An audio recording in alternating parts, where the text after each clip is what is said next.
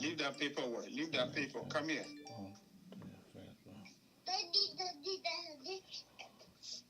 Come here. Daddy. Mm-hmm. Daddy. Yeah.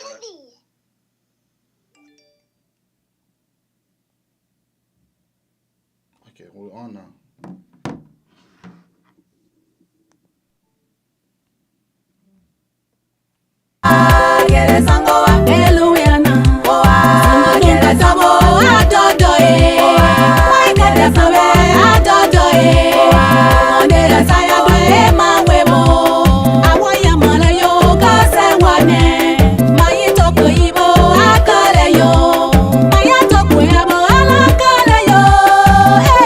Yo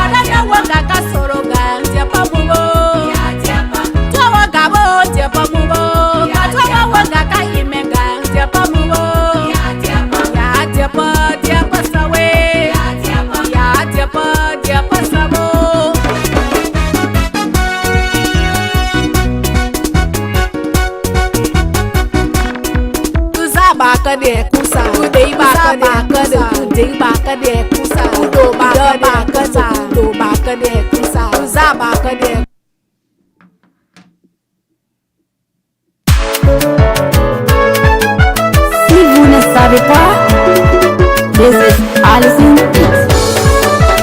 Mais ça va devoir mais il va donc donner au cœur. Mais il passe sur les oreilles. Et là, tu vois, il a laissé le sur le devoir. Man, tu as vu le devoir. On t'a pas single. D'accord, donc donner au cœur. Mais il vient de face au langa. Mais il met de rançon tout. I see my dear man. You better wonder young was today. Got to appear and darling. So ready to look on. I'm like I know the ass some pig. Make a papa log with it. Papa log with it. To ako wa mesakune to ako wa beneka ko ba ona lawe para faga kono nawo dani we to lo gela kali lewe ka pra ka kwairu aya lenga lewe banga ka kiru aya buo lewe ka ka pra ka play do I linga I'm on the dollar gang I pay ya the one I buy and see when you talk on you said no trouble to go away so the marry money that phone so the marry money that phone sagereke kawano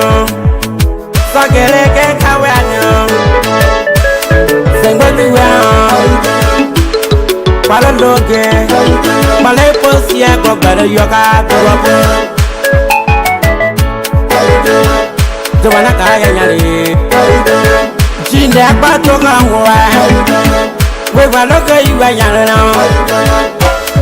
Tabaco, no, I look now, I young now. Mama, let's go,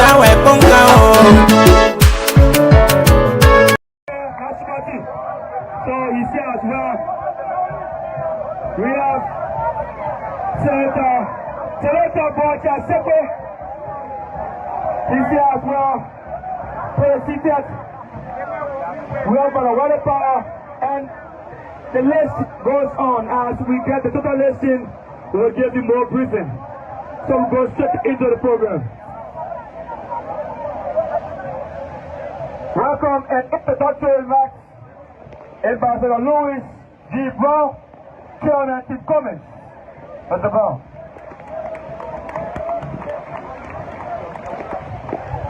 Thank you.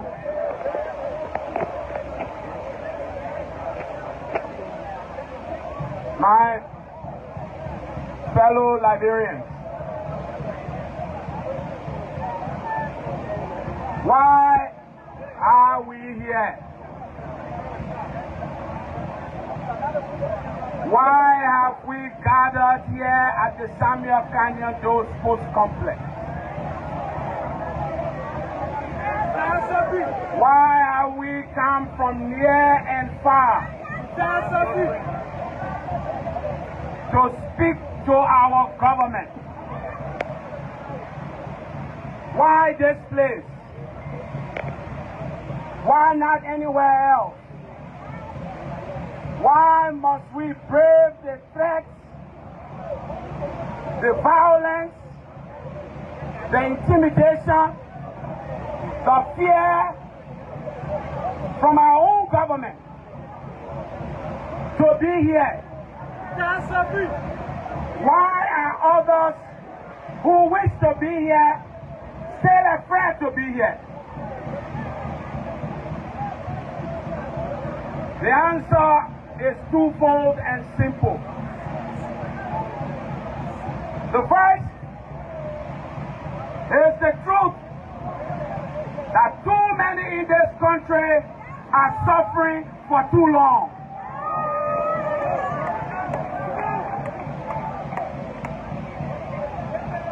Too many are going to bed. Did you say the mayor mischaracterize it and call it what? He should feel. He needs to be wobbling. He should be scared. I owe him no explanation. I owe him no apologies.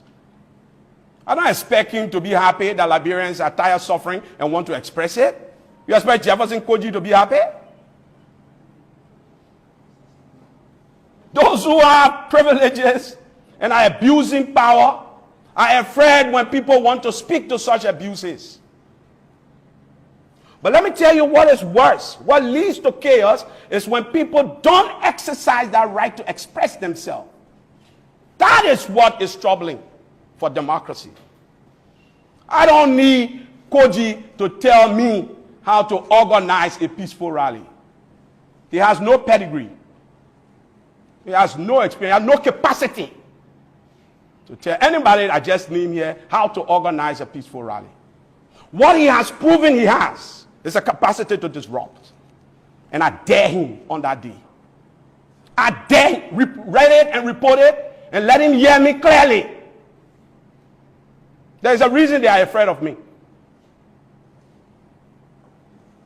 Tell that little boy there will be a rally, a peaceful rally on December 17th. And he has no capacity to threaten anyone or disrupt it. I dare him. You say the mayor mischaracterize it and call it what? He should feel. He needs to be wobbling. So we're going to talk about another president and his actions. President George Weah of Liberia. He is currently out of the country. He left at the beginning of November. And by the time he returns in December, he would have been out and away for more than 40 days. It has caused huge uproar, with critics saying it's irresponsible given the economic difficulties the country is facing.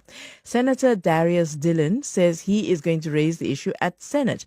But Mr. Weah's supporters and allies say the trip is all in the country's interests, calling it a diplomatic campaign to garner aid. So let's hear from the two sides. First, the senator opposed to the trip, Senator Darius Dillon. The law here requires that when the president of Liberia leaves the country or has a reason to leave the country, he must inform the legislature, and that information should contain the purpose of his trip out of the country, the duration of the trip, and when he will return, and who will remain in charge of the cabinet in his absence. And we have a travel of ordinance here that says beyond 7 days, any public official, including the president, will have to be responsible to show his or her extension of stay out of the country. So if they're away for longer than 7 days, what has to happen? If you go beyond 7 days, you are responsible for your own per diem, hotel, and lodging and feeding, including incidental. If what you spend on your extended stay is in the interest of the country and you can show proof with documentation upon your return, then you can make the case for refund. As it is now, the president has not demonstrated to us that his extension of stay to watch FIFA football games could any benefit to this country. And so I'm asking the Liberian Senate to probe an investigation, to launch a legislative probe into to the information provided by the president because our information with evidence attached to it that the president misled the Liberian people through the Liberian Senate that the Paris Peace Forum was extended. Our information, which we attached to our communication to the Senate, has proven that the Paris Peace Forum in France was never extended, for which the president has extended his stay in Qatar to watch football games. You see the opposition say what? He is asking you why opposition attacking you. You are the same Prince Johnson from Madam Salif government that they work with. Why are they attacking you now? Yeah. Oh, because I'm not in the camp. If I join them now, they will stop. Because I support Joshua, who the opposition doesn't want. And you can see, for example, every bad thing right now is coming from Cummings. Cummings came to my house here, encouraging me to join him. I told Cummings I cannot support you because during the 2017 election, though I was not invited for the debate. You were there. They asked you, you are gay. Are you a gay? No, I'm not a gay. I'm struggling with that, but I support gay rights. That means you are a gay. And I do not want this Christian nation or secular country dominated by Christian to have gay as a president to support our children. I'm not in support of you. When he left from here, the next time I look on the Facebook, it was my name on my listing. And when I call you this afternoon, I told you in my whole life, I had never been appointed to hear any entity with military allocation. In the army, I was a common soldier. In the Senate, we got our check and whatever we are due by law. So they put my name on my list to come and support for where? So they encouraged me and I can't agree. And that's what they did.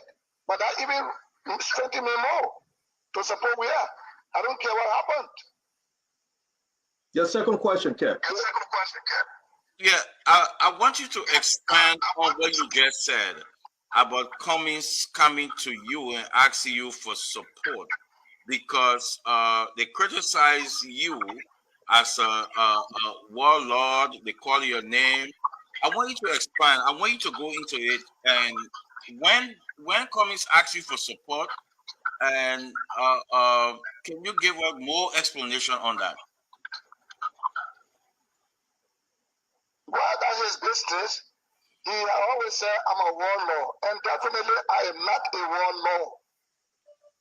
I'm not a warlord. I'm a freedom fighter because my people were attacked by a repressive and suppressive, diabolical and tyrannical regime.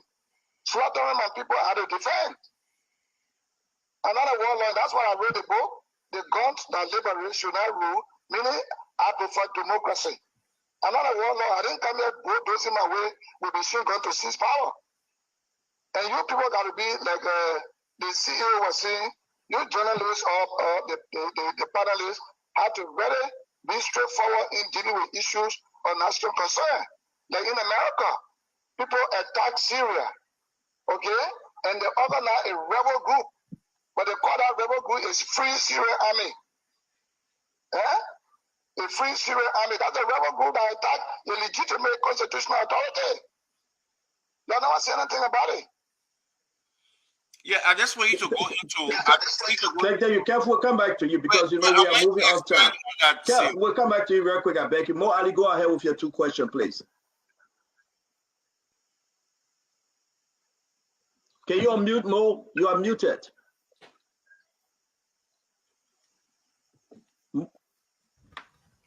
Thank you. Thank you, and thank you to Senator Johnson. Firstly, I'd like to state a few things.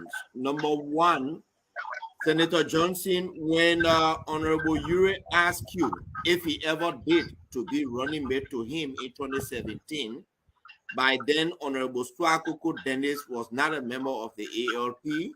She joined, I think, about a year or so ago. So I'm not sure she will be. Yeah, okay. So because you stated that she might be angry because of that. No, she was not. Honorable Johnson, also, yeah. So I'm not sure she's going to be angry at something that happened back then. But I wanted to answer more. I give him a chance. Let him answer, please. We are saying that she was not with Ure. Now she was Ure. And Ure and I always having tussle. We are different. They send people to me for support. She want me to support this boycott. They send to me all the time, and I disagree. So where Euro is, there where this woman is. So Euro is supporting boycott. I mean, she's supporting boycott. I'm supporting Mr. Weir. So you see the political differences. So that's what they're doing, trying to break my image down, which is impossible. I'm very strong here. In my country, I'm very, very strong.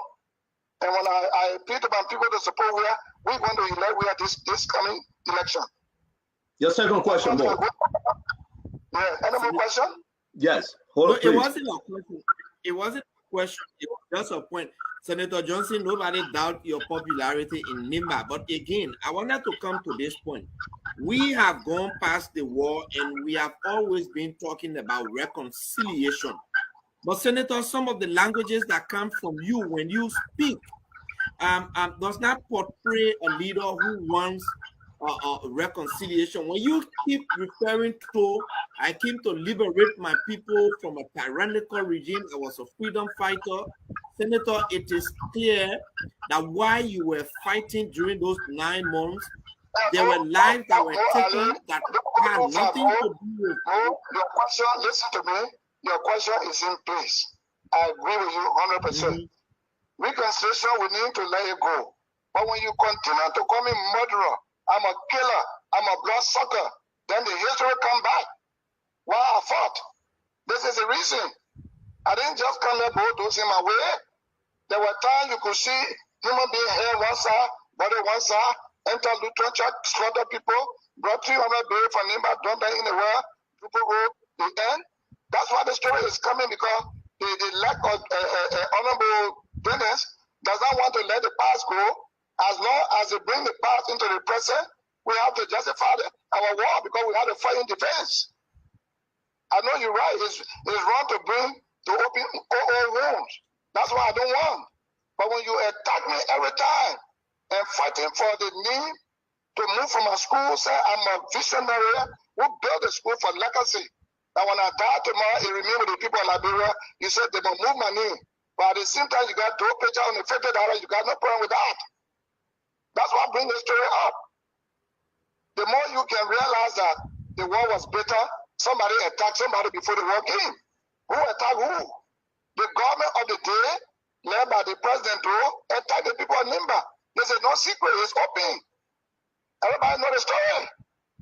The army that should have been a national army became a tribal army. That's why the entire army was dissolved instead of restructure. Because they were executing unlawful orders, slaughtering the people from 1983 to all the way to 1990. We had to fight back. It is not good to be bringing old story. I'm against it. Even in the church, I tell people, don't bring the past into the present, then the future will be doomed. But you continue to bring my war past into the present and calling me murderer outside of due process. What do you want me to say, my Nigerian brother Mo? Thank you very much, Honorable Prince. Thank you, Honorable Prince. So let's do the second round of questions real quick. Let me ask you this question. We are receiving information that the ANC, through Mr. Cummings, reached out to Jeremiah Coon to be his vice, for Jeremiah Coon to serve as vice candidate to Mr. Cummings. And you were involved. Is that true? Can you clarify? Can you speak to this, please?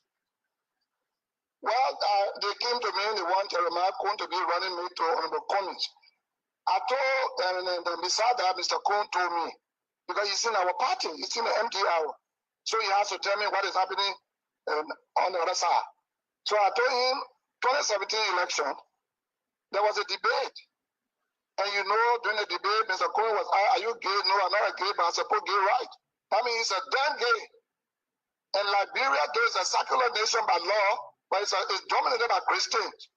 And we do not want gay to come to be infest more gay to support our children here. So don't go there. I told Coon, don't go there because you will not even get vote in Nima. This is a Christian country. I'm a pastor. Nobody in Nima will vote for a gay related somebody. Not possible. So Coon will not go there. So it was true that the ANC, through the representative, asked for Jeremiah Coon to be the vice candidate on the 2023 election, but you advised. Yes. And you advised Jeremiah Kuhn not to join the party? They came to me first before going to Kuhn. Then Kuhn came to me and told me what he said. And he said that, then he told Kuhn that we have been to see the old man, but no positive response. So Kuhn said, but then if that be the case, I had to see him. And when Kuhn told me, I said, don't even go there. That's the wrong place. You are a Christian, my man. You just got baptized. You are born again. And in Christ, there is no more condemnation. You bear the cross of Jesus. Don't go and join a gay-related man who collecting money from gay community in the United States to infest gay in the country. Don't go there. He admitted on the radio that he's not gay, but he's supposed gay right. We don't want gay here. So Kuhn will not go there. Kuhn is my junior, is my son. And he's working with me very well. The people did not love him. Kuhn will not do anything contrary to the Christian principle. Why do you think the way, my last question, Senator, then we'll bring in Timandra George. Why do you think that they are going after Kuhn? Why is it so important to have Kuhn to be a vice candidate to Cummings? You know, Nimba is a vote-rich county. It is known that we are 1.2 million all over Liberia. Wherever this Nimba county behind Bon County vote, this is where all other Nimbanians in every country under the umbrella Nimba Kwado. Nimba Kwado means Nimba we are one. That's what they will vote. So we make so many senators, we make so many representatives in whatever country our people are. They count on them for their vote, and they always do to bring these young people to power. So they want Kuhn. But they cannot get Kuhn because Kuhn is an usher in his church. He's a man of God being baptized. And in 2 Corinthians 3:17, where the Spirit of God is, there is liberty, so he is free for associating with gay business, with evil. He's born again. Why is he going to go do what somebody say, I suppose gay right? For what thing? Somebody come in on the second round, Judge. Senator Johnson, you just said that you are against people accusing you of being a murderer and so forth, and you have I think you have any evidence of Cummings being gay. You just said you're accusing him of being gay, and I think on several interviews Cummings have had, he had made it clear he addressed that issue, and he has said he's not gay, but you're accusing him of evidence. Now, my question is. Please try to relate to me that question because. Somebody, you're very low. Can you? My question is: you just said on this platform that you have a problem with people accusing you of being a murderer, but then I hear you accuse him Mr. Cummings of being guilty or evidence, and you already indicated that. No. Listen, sir. Yeah. I said 2017 debate. You know it. The debate he was asked, "Are you a gay?" He said, "I'm not a gay, but that's what I've been struggling with, but I support gay rights." Out of his own mouth, he support gay rights. Well, I mean, I listen. Yeah. Support gay rights. Then I can't support you. Okay, we listened to that tape several times, and he has been asked that question numerous times where he has clarified that statement, that comment. But again, I just want to say it out. But my question is that in 2005, after the election, I know the MPP supported Madam Salif, and after the election, they asked Madam Salif to turn over Charles Taylor. Now, do you think that the Americans can also ask you to be turned over by President Weah tomorrow or today to be turned over for they're being accused of war crimes? Do you think that can happen? You seem to be misunderstanding the entire issue surrounding the war. Mr. Taylor was accused of going to Sierra Leone with evidence that he was involved there. Okay? And I can tell you, when I broke away from Taylor, how did I fight Taylor and fight Doe? Taylor was getting support from Burkina Faso, Libya, and Ivory Coast. Doe were getting weapons from Romania and other things. He was the sitting president with all the economy under his control by sophisticated weaponry. How did I fight the two forces to get to Monrovia? The communication said I had, calling here, calling there. Who gave it to me? Don't let me tell anything. Because I cannot be provoked to say anything. Well, my question is, the government, President, we are government could be asked tomorrow to turn you over, and do you think you know that is possible, right? On what ground? For allegation of war crimes. Which war crime? You are on several videos. Somebody give me a chance, let me explain, please. Do you believe in the Moja TRC book that was compiled by Virgil and his bossman Sawyer, the Moja group? Do you believe that? Do you believe that we did the right thing to send a letter to the Senate to advise him, at which time we invited so many experts from different countries, even Hassan Bility, who were fighting for World Crime Court, to come and dissect the TRC and they found the flaws, the implication of good people to destroy people's lives because we fought also with war criminals? No. If I were war criminal, the Americans would not come to rescue me at the waterfront. When I called with 600 children that I kept as an orphanage, I crossed them, turned them over to UNICEF, and the Americans were there. That got in the car, took me to the UN, the ECOMO headquarters, where they talked to Bamangida to give him political asylum, and I went back to Nigeria. Had I been a criminal, the Nigerian government would not give me 14 years to let me come back. Had I been a criminal, true in nature, the Liberian Senate or diverse people from different backgrounds would not elect me full-time or white ballot to go represent them in the ECOWAS Parliament for 12 years. Had I been a criminal, the ECOWAS Parliament, 155 members that work with AU and UN would not elect me as a third deputy speaker. It is only in the House of Liberia who are jealous of people, who envy people. That's why we cannot go anywhere. That's why the country still remain as slums. We hate each other because I fought war to free my people, to fight for my people, and you call me criminal? You can't. There's somebody. It's Timandra. Yeah, Timandra. If somebody starts slaughtering your people, in my case, you know what happened? It's the same situation with John Garang.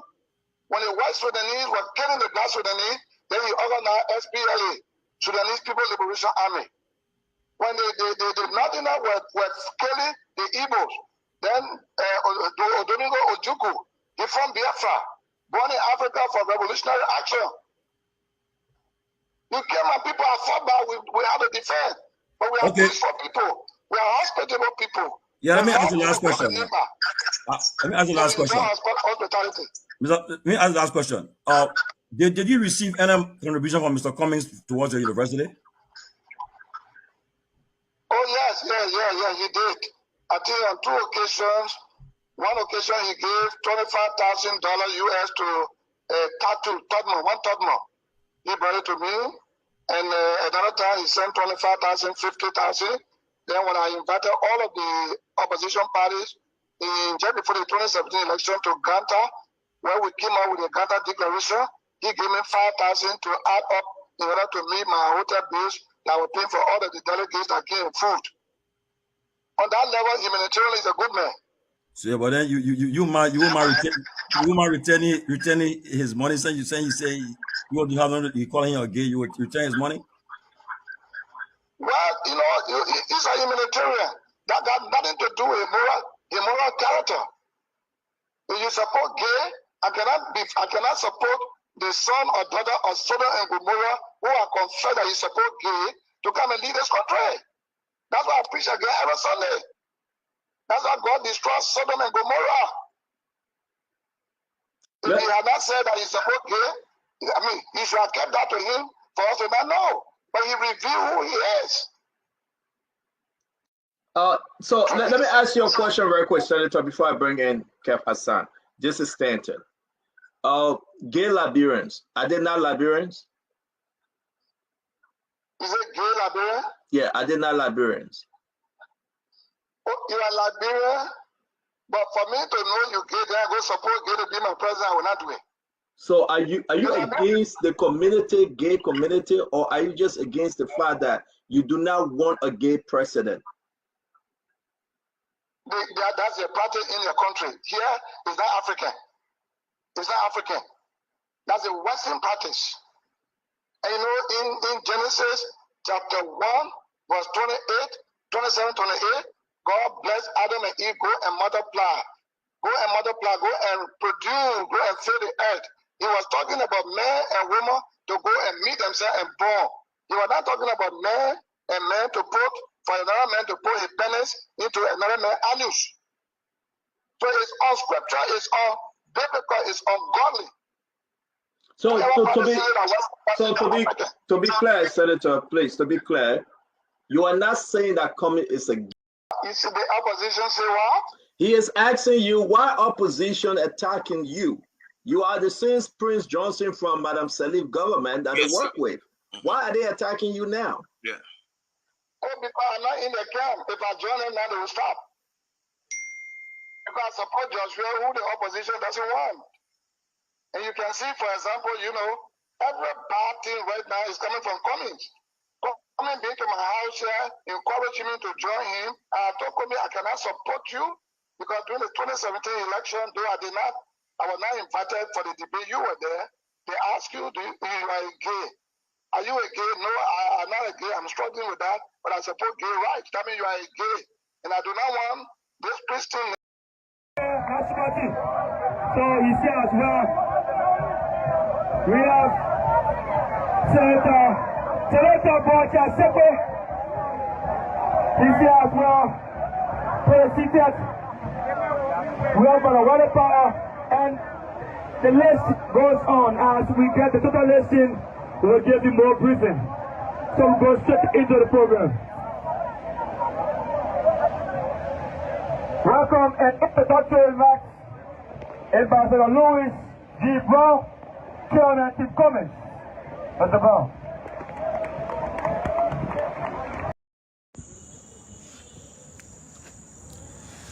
So folks, welcome back to Spoon TV. We took court, and then investigation continues into this entire thing, our prosecution, that is. So the police will do the apprehension or do the arrest, bring you, do preliminary investigation, carry on investigation, and then you are charged. Who knows the charges that will be placed on him until the police, do that. Then obviously he will be forwarded to court for prosecution and to face due process as to whether he was actually carrying a firearm. My friend, brother, how you doing? Maybe I'm doing okay, even though the cold is increasing here in Africa, the snow is up, but alhamdulillah, life is good.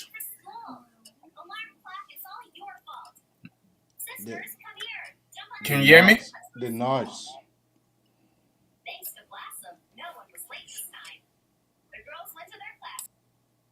Hey, folks, let's say welcome to you guys. Welcome to the Magnificent Abraka Talk Show.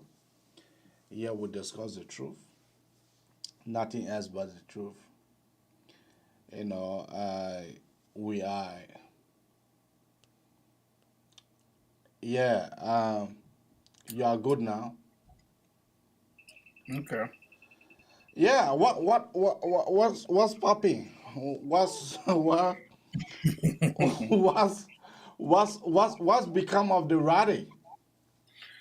Maybe it depends which political school or thought you come from. But I wouldn't want to use my school of thought. I want to use the organizer school of thought. From all indication based on the pictorial evidence we are able to see now on Facebook, I think the rally was a failure because the lead organizer, Louis Brown, and you refer to him as a bad messenger because of his own past, and followed by another ugly messenger, Musa Bility. And their big man is a gay man, Arizona B. Cummings. So, I think the rally was a failure because the ANC people will learn lesson in Liberia, political lesson. That's why the last time I posted on Facebook that once Joseph Walker win the presidency, we appoint Cummings as our, 3 officer in Georgia, United States, and that would be the 2-year position. Then we send him to United Nations as a war and economic crime desk officer, and that's another 2 years.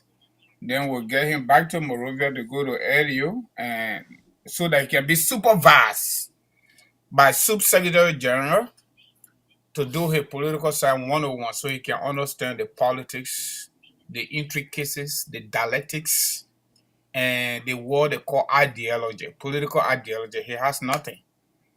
The only ideology Kumi has is his retirement money. His sugar water retirement money. That's all he got. And I listen to Spoon Talk. I usually don't agree with Kef Hassan, but for the purpose of this conversation tonight, I will agree with Kef Hassan. Kef Hassan said Cummings wanted to project himself as a strong political leader for the dead or arrival CPP, Musa, Hassan, Bility, Cummings CPP.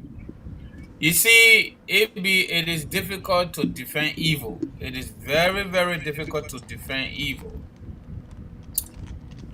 ANC signed the quote-unquote free word document.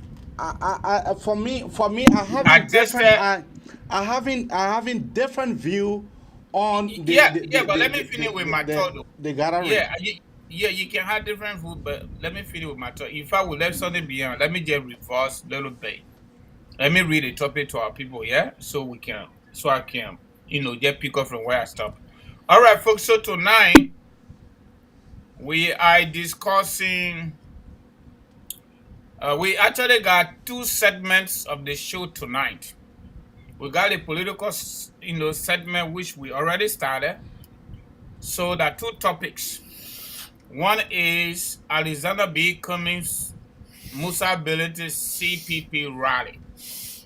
Did the rally meet 8 expectations based on the organizers' projection? The number 1 right there. That's a political one.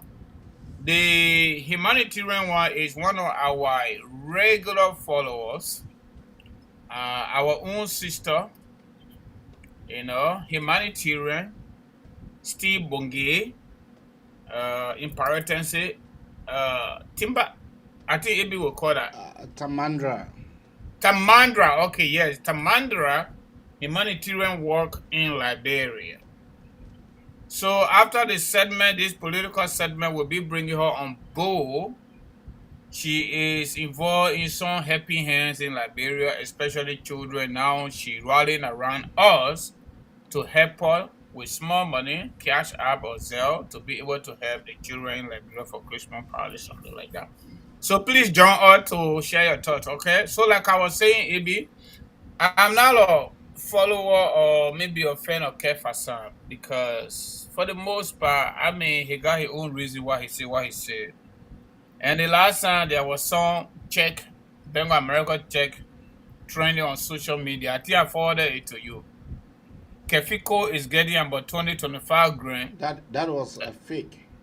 Okay, whatever that is, whatever he's doing it for, he got his own reason. It's a weird change. He is, he accepted willingly. It's a weird change. So up and down, we are the good man. Everything we are doing is okay. So, like I was saying, how can you have a political party that has a political leader or standard bearer in the case of Liberty Party? ANC has a standard bearer. You're coming with a collaboration, quote-unquote collaboration. ANC political party chairman signed, attested by their standard bearer, Cummings. Liberty Party Musa Bility faction, he signed as a chair. He said the last time the executive committee also elected him to act as political leader, right? However, this so-called CPP document, he did not sign it as the political leader of the Liberty Party. He signed as the chair. But the point I'm making here is this is not a collaboration. It's a charade. And trust me, if you can't call back, I'm not gone there. What we see over there, this picture here, and we're not even going to see it. We're not going to see it because these people can't learn. They're going to reject people. Their political skin is so thin. How can you steal your own money, 70,000, 70K? You steal your own money. So AB, I look forward to fascinating conversation tonight. But let me stop it right there. Let me give it to you. Do your intro. I would say that I would default to you a little bit. Yeah, no problem. That's nice. Because the political rally was rather successful. Good job. Was rather successful because people were trooping in. People were making their way. People were trooping in. People were giving food, but the police were giving people food, as one of the evidence by right here. Let me. One of the evidence.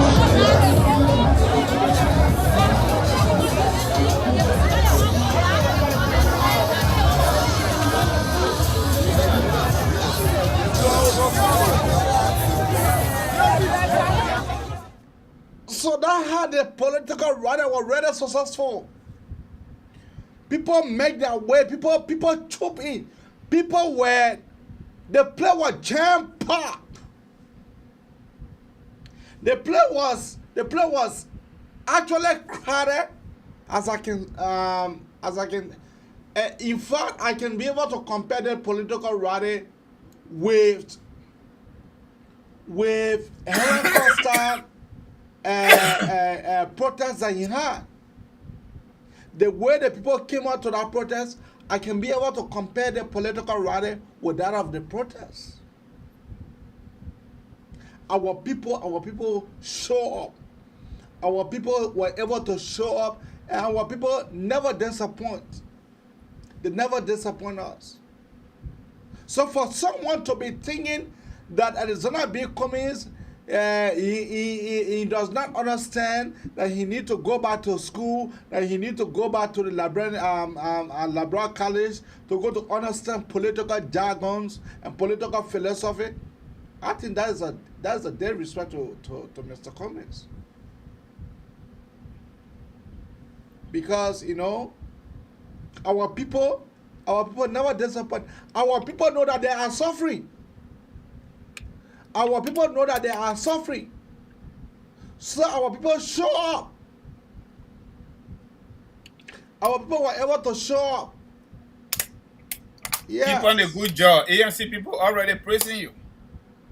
Why? Oh. I can see it from the comment. They're already praising you. So keep on a good job. No, but you will soon be the Kev Hassan on the show for ANC. People, they always start praising that all they want. Whether you okay with it, you're not okay. Whether you real or you're not real, just praise it. They will clap for you. Check her. And you can see that Bridget on the show when I start hitting her, then she can go on show. No, but let us be able to cut spade and spade. Okay. This political rally was rather successful. This political rally today was rather successful, and I heard Honorable Louis Brown, although he was not the reference messenger, although in my view, Honorable Brown was not the reference messenger, but he never disappointed me as well. Because they made the way Honorable Louis Brown were able to come out to make some threatening statements to the government, to the president that is seated in a chair. The way Honorable Louis Brown is brave. No, I really do appreciate the tenor today. AB, listen to the topic again, okay? I know our topic is Alexander B. Cummings, Musa, Bility, CPP rally. Did the rally meet 8 expectations based on the organizers' projection? Now, the lead organizer, Louis Brown, said he was coming up with over 100,000. Okay. And You can say 40,000, right? 40,000, yeah. Do you know the SKD very well, AB? I know the SKD. I know the SKD very well. According to media report, the total capacity of SKD, meaning the stadium, is said now outside, inside, supposed to be about 20,000. If a political party take one gate or just the front view of that place, and we saw what we saw, then you say it was jam-packed, it was successful. The rally was successful. If you say it was successful, I agree with you wherever you're coming from. But I would say, looking at the pictorial evidence that we see all of us, I don't think so. But we can pick it up from another angle. Maybe the intention. If you say on the basis of the intention, maybe I will agree with you because people show up. Because they're tired of suffering. But based on the projections of the organizers, I don't think so. How many civil society organizations were there that we can identify? How many of them? Is there people that are taking pay from Cummings' pocket, their family members, their relatives, and their best friends? Imagine Yekakoba have not gone there. I mean, the play was going to be jam-packed. Imagine Yekakoba have not gone there. The play was going to be jam-packed. I don't even think Alexander B. Cummings can really be Yekakoba in Moswaro County if there was an election tomorrow. If there's an election for the Senate, I don't think ABC can really be Yekakoba in Moswaro County. You think for ABC to come fourth place in a just in the elections, in 2017 elections, you think that is a joke? ABC did not come fourth place. ABC came fourth place. No, it didn't. Prince Johnson beat the man. They say the man came fourth place. How can he come fourth place when Prince Johnson beat him? I am saying that ABC came fourth place. That's not true. Not that true. Don't make me to go to the election commission in China and get you the result. Go there. No, I'm not going there right now. But what we are saying is that for you to say that when your United Party win, you will get number one, CDC beat the man. Number two, United Party beat the man. Number three, Liberty Party beat the man. Number four, you will get Cummings Prince Johnson beat the man. Then how he will come forth? You know, that is a disrespect in fact. that is a disrespect in fact. Cummings that Akin Baba, just so you know politically, the man that Akin Baba, that man need to understand. Let me tell you something. No, but on a serious has note, money. Cummings has money. Go ahead. On a serious note, the arrest of Justin, the arrest of Justin with a 9mm pistol at the rally, that was not something that was correct. No. I can't. There is a condition surrounding that AB. I mean, I just played the clip. I just played the clip. We listen to the clip, but the thing about it is in police custody. Up to now, the guy is sleeping his first night in jail. Mariah Yakula, along with Councillor Lafia Gu, they went there. They went to the police stations. Lafia Gu and Dala Mariah Yakula, they went to the police station so that they could be able to free the guy. But their intention was to go to free him on bail. But the police never agree. But today that bad day, you know that? And today that Saturday. Legally, Friday not good for court. Okay, so Saturday not good. Sunday not good. That is on Monday. Because the court is now open. Okay, so in other sense, in other sense, among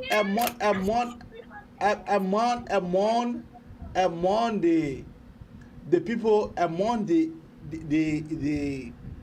vast majorities of the people, the way that SKD was parked, the way that SKD was parked, the way that SKD was jam-packed, for the guy to be able to carry 9mm pistol in a crowded crowd.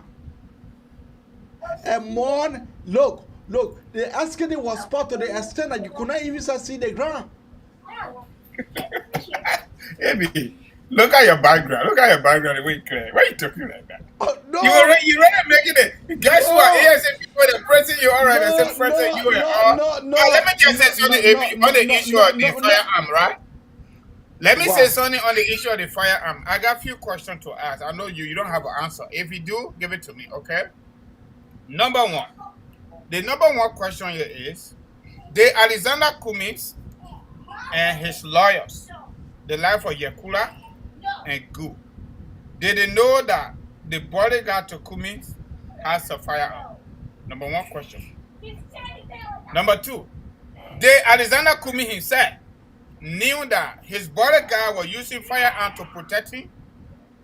Number three, under our legal system, it is not prohibited to own a gun. But was the gun registered? Was the police aware that this man that provided VIP security for Alexander B. Cummings, 7% political party according to Election Commission, has a gun? Those are the questions.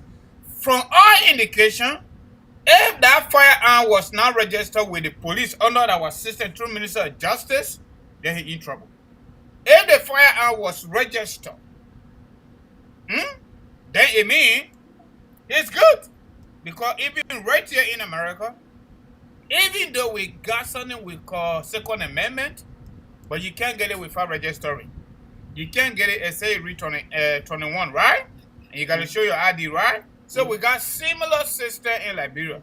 Remember now, Darius Dillon, Senator Dillon, his brother shot somebody and killed them under self-defense.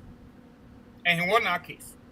You know that story, right? Mm-hmm. So from all indication, I would assume he had a weapon, and that weapon was registered with the police. So if he didn't do that, and the standard bearer is not aware, even if he were aware, alone that gun was not registered, he in trouble. But again, that like brother, Cummings was hired lawyer, the best lawyer to go and plead for it, because I man. That's my point on that. Yeah. On the issue of the firearm, I will tell you for sure that the firearm, for what I've been told, the firearm was never registered with the police, with the Justice Ministry. That is the reason why the police came on the scene and they had him arrested right away. Because if the firearm was registered, he could provide the number, the serial numbers. And the necessary information for the weapon, and the right? necessary information for the weapon, yeah. But the guy never, and he did not provide no information to the police. That what led the police to hang on him and was able to take him to their headquarters. But what I'm saying is this: in that jam-packed area, for you to be able to carry firearm with you, I don't know what they were thinking about. But AB, there's another issue. It is part of the question side, the three questions I asked, right? This is my disappointment in most of our folks, especially folks that live in this country and gone to Liberia to do whatever they are doing. You want to tell me Alexander Cummings was not aware that his bodyguard had a gun? You would think so, AB? I don't think so. I don't think so. That somebody would be providing VIP security or VIP, VIP security protection. Okay, for me, and I do not know what the guy. That's not true. That's not true. And probably he going to tell the police he didn't have no understanding whether his bodyguard had a gun. Okay, but the point I'm making here is, how can you have somebody providing you VIP security protection and they had a gun you don't know? If he knew that they may have a gun, which I think so, that Alexander Cummings would be in the know that his security person had a gun.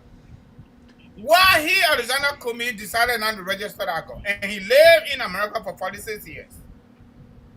Altogether. He lived in America for 46 years. Atlanta, Georgia. Everybody get it right in this country under the Second Amendment to own a gun. But you need to register it. Why you can't take that same principle to Liberia? Register it and let your bodyguard have it.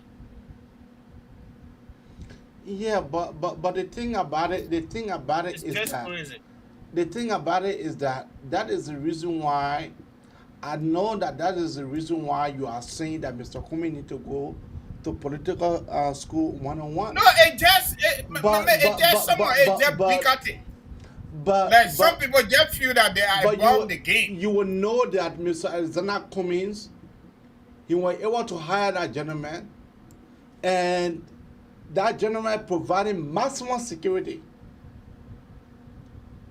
You don't know whether that gentleman from the security firm. You don't know whether that gentleman. But then what they arrested him now, even at the level of security firm, you will never have a gun when you are not firearm certified. Right here in America, private security got gun. But you cannot. But they are certified. America with Liberia, my brother. That's a mistake. I have to compare America with Liberia. The reason there is the people that want to be president, they were living here and they follow the rules. They may work for Coca-Cola, and that's the experience he has. He has no public sector experience. He has no political experience. He never ran for student council government at CWA before he would run for Senate mayor position. He has no experience. Cummings does not even know Liberian civics. Tell George Weah. He has no understanding of the environment he found himself. He lived in the advanced environment. Everything here in America, when the people funded our country, 1847, according to history, they copied and pasted. Department of Education, Department of Defense, Department of Foreign Affairs, Department of Justice. It was Dr. Richard Tauber, the late, that changed it from department to ministry. The educational system we got in Liberia, copied and pasted from America. Public policy system, copied and pasted from America. The constitutional system, copied and pasted from America. Then, on top of that, majority of the people over there, they live right here to you and I. How you go to Liberia, you think you are different from the people. And that's what giving him hard time. And somebody giving him hard time. It's not giving me when you go there, when you go to Liberia, even if you can't take it from here 100% to take it to Liberia, go with that mindset of at least 50 to 75%. Because you are telling, or you are the real change agent. Even though you already flip-flop multiple times, because you said Liberians are up here, and you cannot be down here, so you got to come up here to meet right there, right? That's why you brought Donald Che to be part of your team Cummings. No, and that is a problem. But Donald Che is a Liberian. I understand. Donald Che is a Liberian. I understand. That's why they got to be defending themselves before they can defend the guy. So in order, so you are saying when Donald Che declared his intention to join ANC political party, you are saying that ANC should reject it because of a past. Is that what you are saying? We are judging ANC political leader from his previous statements. You cannot be doing one thing over again and expecting different results. Okay. And when we question him, we the Liberian people, he said to us, these bad guys are corrupt. The old guys are corrupt people. They are vicious cycle politicians. Why you bringing Granted. it on board? And their life are not changed for Liberian people. It's still the same.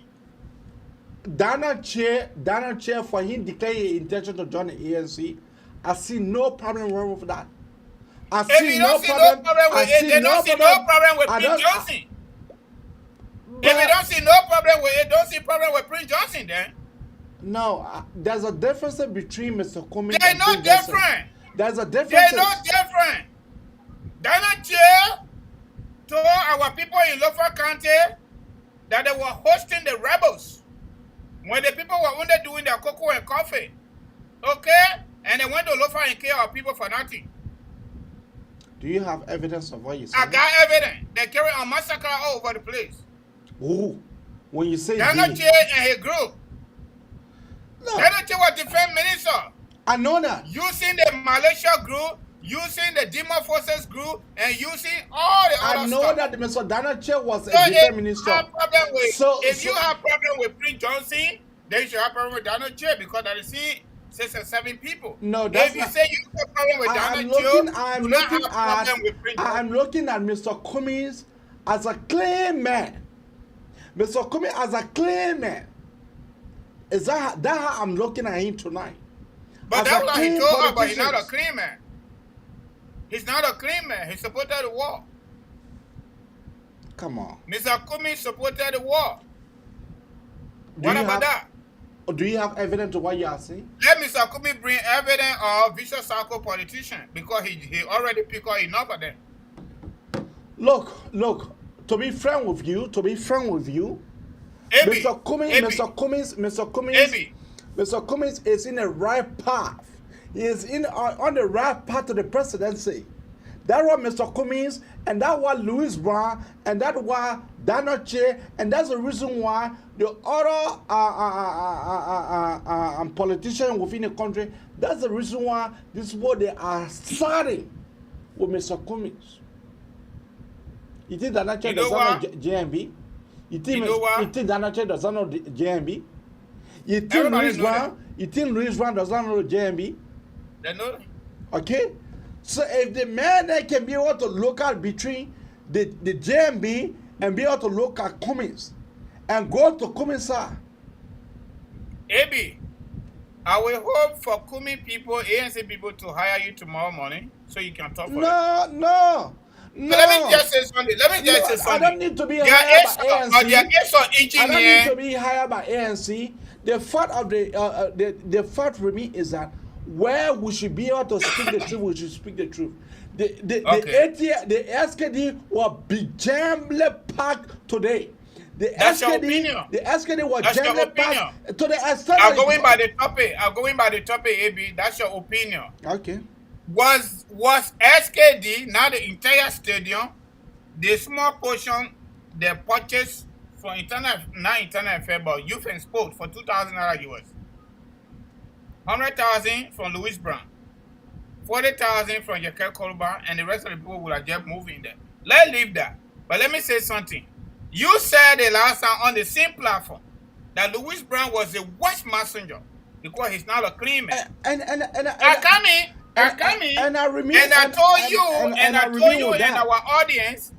told you and our audience that on the basis of Article 17 of the Liberian Constitution, it doesn't matter whether the messenger is a clean man or is not a clean man. He has the right to associate himself with anybody he chooses. And all of us got that right. That's a fundamental constitutional right. And I know that. So no Liberian should be singled out for enjoying that right. And I know that. Until we the Liberian people, through our government, through our legislature, can get hold of the issue of war and economic crime, for people to be held accountable for their stewardship in the past, this conversation remain open. It remain open. We will continue to accuse and counter-accuse different people at different times based on different situations. Until we can behave like the Salonians, we're going to continue with this story. Because the first thing is the government is incapable. And they're not willing to be capable. The RRR component of the DDRR was never done. And this government is not able to communicate that. They are still shifting the blame on Ellen that gave them the power. And people like Joe Wishner, for example, these are all job seekers. Look at Eugene Nangbe, for example. Look at Louis Brown from MPFL to MPP. That's what you said. Okay, to Ellen Johnson selling, now going to Cummings. Majority of these people, they are all job seekers. Look at Dr. McIntosh, for example. Look at Dr. Not even Dr. Ambassador Barnes, for example. Former Minister of Finance, the Wintiller regime. They commit no crime, okay? Just get it straight. They did not commit no crime, but AB. Look at Maria Yakula, for example. Maria Yakula was assistant minister in Ellen Joseph Boakai government. Ellen Joseph Boakai government. John Wishner was my boss as the Minister of Foreign Affairs, assistant minister. This man was recommended by Joe Boakai. I know the story. We prepared John Wishner confirmation paper at the Minister of Foreign Affairs to go get confirmation. He got scholarship from Ellen Johnson Sally Joseph Boakai government to go to Australia to come back and become NRC director. Come on, shame on all of them. They all have no integrity. They are not sincere to our country. They are not honest people. Kumi hired Joe Wishner as a local coordinator for Lilo, the lobbying firm, excuse me. Kumi is paying them for that. Okay, so it is not about Kumi is the best guy. It is because of Kumi retirement, sugar water retirement money. That's what they are in there for. That's why you are saying. That old crook, that Waller, sitting up behind the scene, the engineering, all these people, because what? She got fundamental problem with Joseph Boakai, which she cannot say. Okay. Right. She's the one engineering it. Okay, let us go. Dr. McIntosh could not even survive at the level of Unity Party convention. Okay. He made Eddie president 2 times, according to him. He made Joe Weah president 1 time. He cannot make himself president, but he will make Kumi president. He worked for World Bank. He worked for Government Liberia. He worked for ECOWAS. But he said Kumi is the preferred candidate. Kumi is more qualified and competent than him in terms of public policy. They're not honest. They're dishonest. Inside to him. But let's go to the phone line. That dishonesty right there. Where are you calling her from? AB, what's up? What's going on, brother? This is Riverside Pool, man. How you doing, brother? I'm doing good. Go ahead. Yeah, man. I just want to, brother Francis. Look, I'm not an ANC supporter, but I think the rally was a success today, contrary to what Brother Francis said in terms of the number. That's another thing. Remember, AB, Brother Francis, it was a projection. It was this guy Louis Brown projected hundreds of thousands. Yeka Koliba projected 40,000. Now, projection does not necessarily mean it will happen. Joseph Boakai was projected to win. Joseph Boakai Kennedy was projected to win in Lufa County. We have results for we have results all over the place. What happened? They got slammed dunk on the back. It was different. But the friends were all on the show here. Oh, the people cheated. Oh, this stuff. Because what? That was their projection. They projected to win. But it was otherwise. So the projection that Louis Brown and the other guy made, it did not come to pass. But I think what was important, AB, that I really, one thing that I took from that was the fact that I was able to hear my own people on the ground. I'm not talking about us diaspora. I don't like this. We know with diaspora, we know.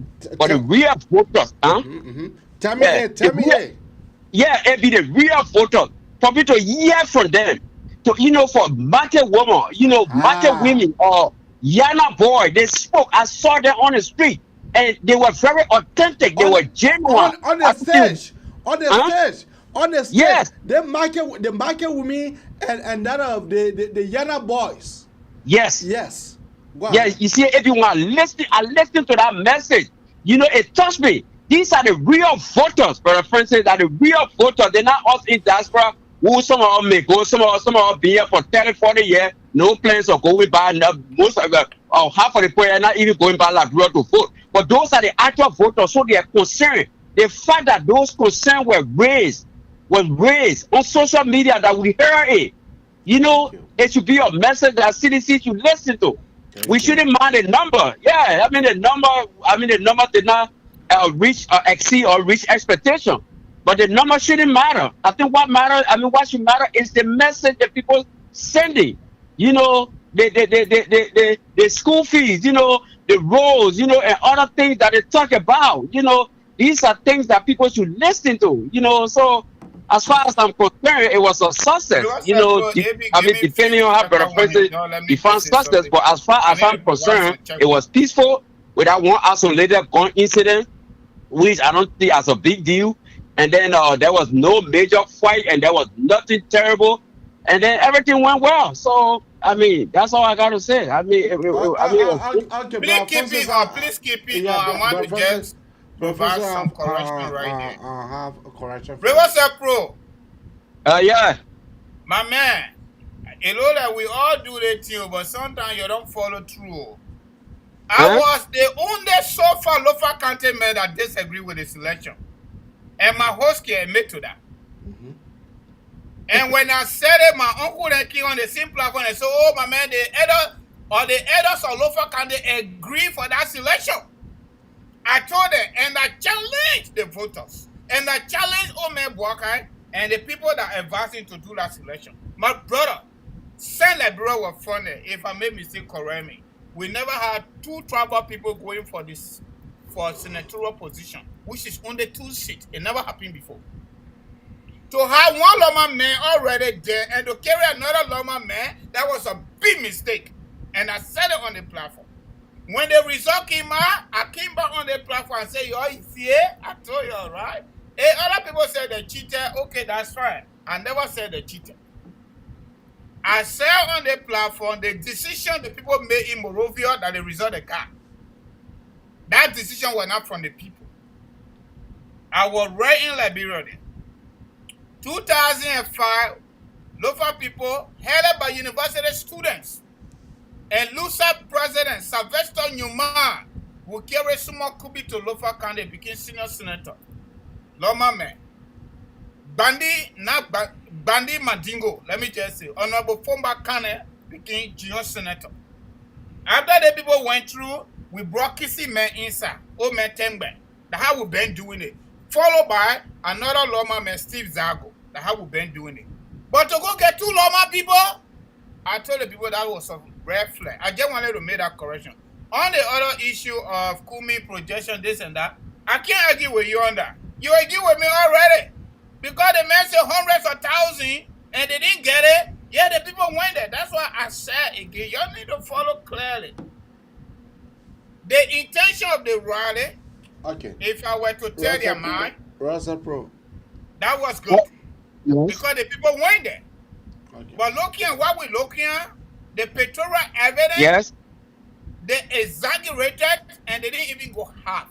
So you agree with me, Ross Pro, on that? I can't argue with you on that. So we hold it constant. But on that local result, the Bani people, they got motivated because they felt undermined. Even though the Bani man said that for nothing, man. The man go sit down while the CDC pull hat on his head. Seasoned lawyer. Right now, he in the Senate, he can't do nothing. Anyway, let me let that go. We get another caller here, AB. Let me pick up the call. So, my brother Pro, I just wanted to make that little correction. I never said they cheated the people of local. Pick up that call. Yeah, caller, what's your name? And go right ahead. Where are you calling from? Yeah, thank you. My name is Sarah Smith. Mr. Smith, go right ahead. Drop it on us. To cue in and be part of the discussion. Lay on us, brother. Yeah, just before I go on with my point, let me just tell Robert that he's contradicting himself. So if he said that people projected the candidate of Joseph Boakai in the election and the result of the election proved otherwise, does it mean that Joseph Boakai failed? Oh yes, indeed, Joseph Boakai failed because he didn't win. The candidate did not win, so he failed. Now, coming to the protests, if the organizers of the protests said they were expecting 140,000 minimum, 100,000 from Louis Brown and 40,000 from Yeke Koluba. Then how many coming from Cummings himself? The B man, 200,000. And they got less than 5,000. Did they fail? Oh yes, they failed. Now, I can understand, I can understand the place it be coming from. If you're trying to balance the equation, playing the devil advocate, but I know deep down in your heart, he's supporting your point. But it's okay.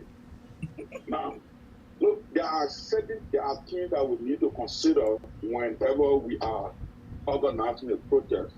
Was the protest really intended to speak to the truth of what is going on in Liberia? I would say no. And I got reasons why I'm saying no. Look, you can't organize a protest that are entire suffering and you're printing a t-shirt with a political leader. So that means to say that you are projecting, or the organizers call the protest to see, they want to know the popularity of their Alexander Cummings. That was the intent. And we saw it, that they were calling him for the next president and the rest of it. But the man is the next president. The man is the next president. Tell him that the man is the next president. Community organizing. If you get an idea, you need to sell that idea to people, who, like, take for example, Liberian people. I don't know if they know that there is difficulties going on in the country. So if Louis Brown and the likes of the guys from the others, the likes of our quote unquote, how they call it, guys, man, I just John Wisner and the other guy from Liberty Party, the secretary. If they had the idea, their duty was to be able to sell that idea to the other opposition party, to civil society institutions, and even to the community leaders themselves. So there's something in community organizing we call forming a second-tier leadership. And how does that come about? If you are selling your idea, looking for like minds, who support your idea, and then you bring them on board, and they too can be able to formulate, men and ladies, in their community. If that was the case, then that protest would have been very successful. But because they failed to do it, and they wanted to project Mr. Cummings as a popular candidate in this election, that's why, they reap the havoc they are experienced in the protest. But there is a lesson learned that they need to go and recalibrate and understand that he is not a sellable political tools for this coming election. And there's a need for them to sit down good and put their hands together so that there can be a united opposition. My brother, thank you. Yeah. And they can be able to take the role. So I understand the role you play a good ANC people come in. No, they already telling him thank you. He's saying the truth. That their error. But the fact of the fact of the matter is that that play was really packed. But the play gotta be packed because they play small. They play small, AB. That's why the play gotta be packed. Do you see? With their suffering rally, you pay $2,000 for public space. $2,000 US. They're not Liberty. Then you contracted over 20 buses. So the people didn't go there voluntarily. Then the budget for with their rally, 70K. Your people then are riding, they say the driver carry. They say the driver carry. But you save money to come in with another money because your sugar water retirement money plenty, brother. Come in a good man. That's what Prince Johnson said. The man is a good humanitarian, but he's so gay. I can't vote for him. I can't support him. I will tell him money is a good humanitarian. He helped out. But the man is so gay. Yeah. Because nobody is supposed to be conflicted by any act when they are not part of it. We have another caller here. Caller, what is her name and where are you? We get paid with me tonight. Yeah, can you all hear me? This is Pastor Mo. How you all doing? Pastor Mo, go ahead. Good evening to you. Good evening to Francis and your many viewers. Right. You know, your topic is so interesting. You know, but for me, Do you saw the SKD today? yes, I was part of the program that was going on. Yes. You saw how packed the SKD was, right? Yeah, it was very bad. Thank you. They had over 40,000 people there. Over But 40,000, you quote that.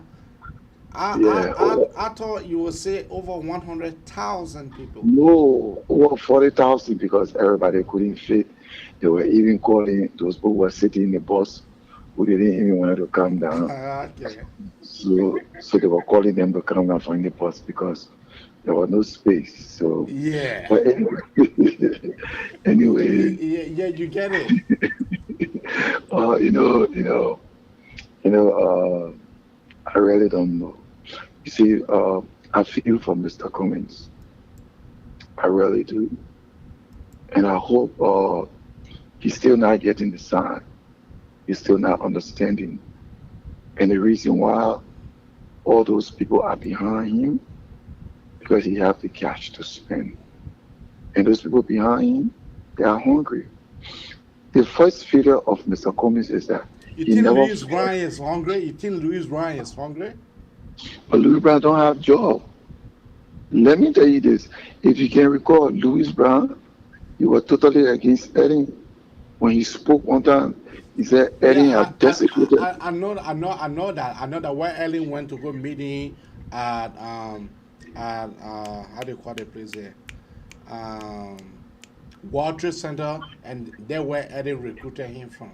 I know, yeah. Yeah, because he was going all around speaking. Ellen had desecrated the seat of the presidency. Ellen was evil. Ellen was this.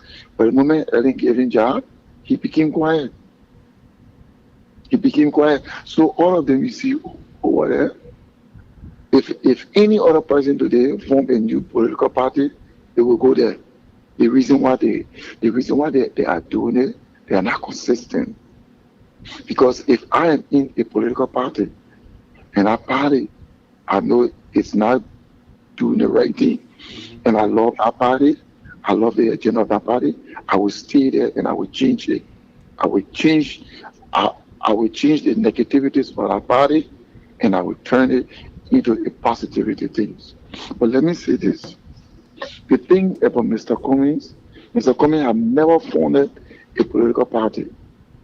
The party that he bought, that's somebody's vision that he bought.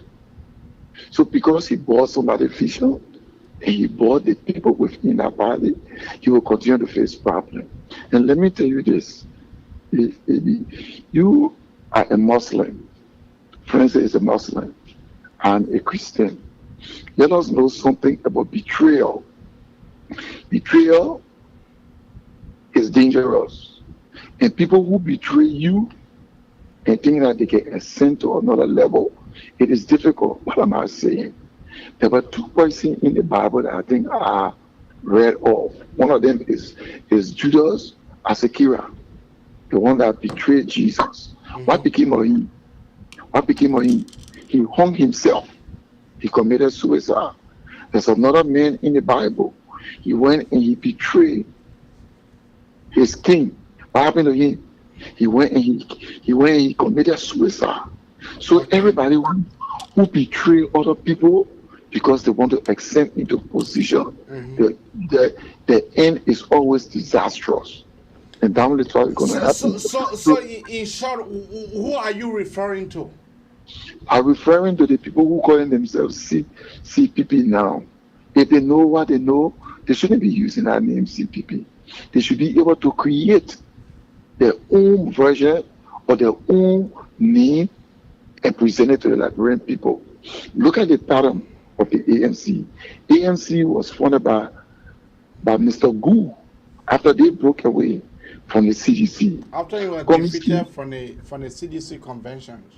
Yes, then when he founded ANC, Cummings he was unable to form a political party. He went and he bought ANC. And not only buying ANC, he bought the people within ANC. He hired them. So do you think Cummings is running his own vision? Cummings is running on somebody else's vision. He's not running his own vision. He's not. And many people don't understand. That is why Cummings going to each political party. The people you were even in collaboration with, he said to recruit from your own allies. How can you recruit from your own allies? How? When you all are in a collaboration, I thought you should be going to the party that is in power for you to recruit from. But you're recruiting from your very own ally. So what does that? What is the implication of that? That I don't think that this man came in with different motive. He came in, and let me tell you this: if money could make anybody president in Liberia, Simeon Fremont, Vani Shemo, June Macy, all those people who have been president. But what happened to them? Those people went to Liberia with huge amount of money. They spent it. At the end of the which position they took. So all those people you see behind coming who say, oh, I'm heading this group, all the people that they brought to speak, they pay all those people. They paid all those people. And the Liberian people, if you bring your money to them, they will eat your money. At the end of the day, you'll be left under the carpet. And most of these people that I see running on Facebook or talking a lot of things, when the real attack comes in Liberia, many of them will not be there. Many of them will not go there. But some of us will be in Liberia. Some of us go into Liberia. Our voice will be heard in Liberia. We'll go and we'll speak. We're not going to be speaking on social media. We'll go and we'll speak and we'll talk to our people and we'll tell them JMB is the man. JMB is the best choice. Whether people like it or not. He is the man for the hour. He is the man for Liberia right now. Because George, I can't do it. Thank you very much. Thank you. You know, for me, I'm not here to castigate JMB. I'm not here to talk about him or for me to castigate him. No, I'm not going to do that. But one thing that I can be able to say, since the Liberty Party,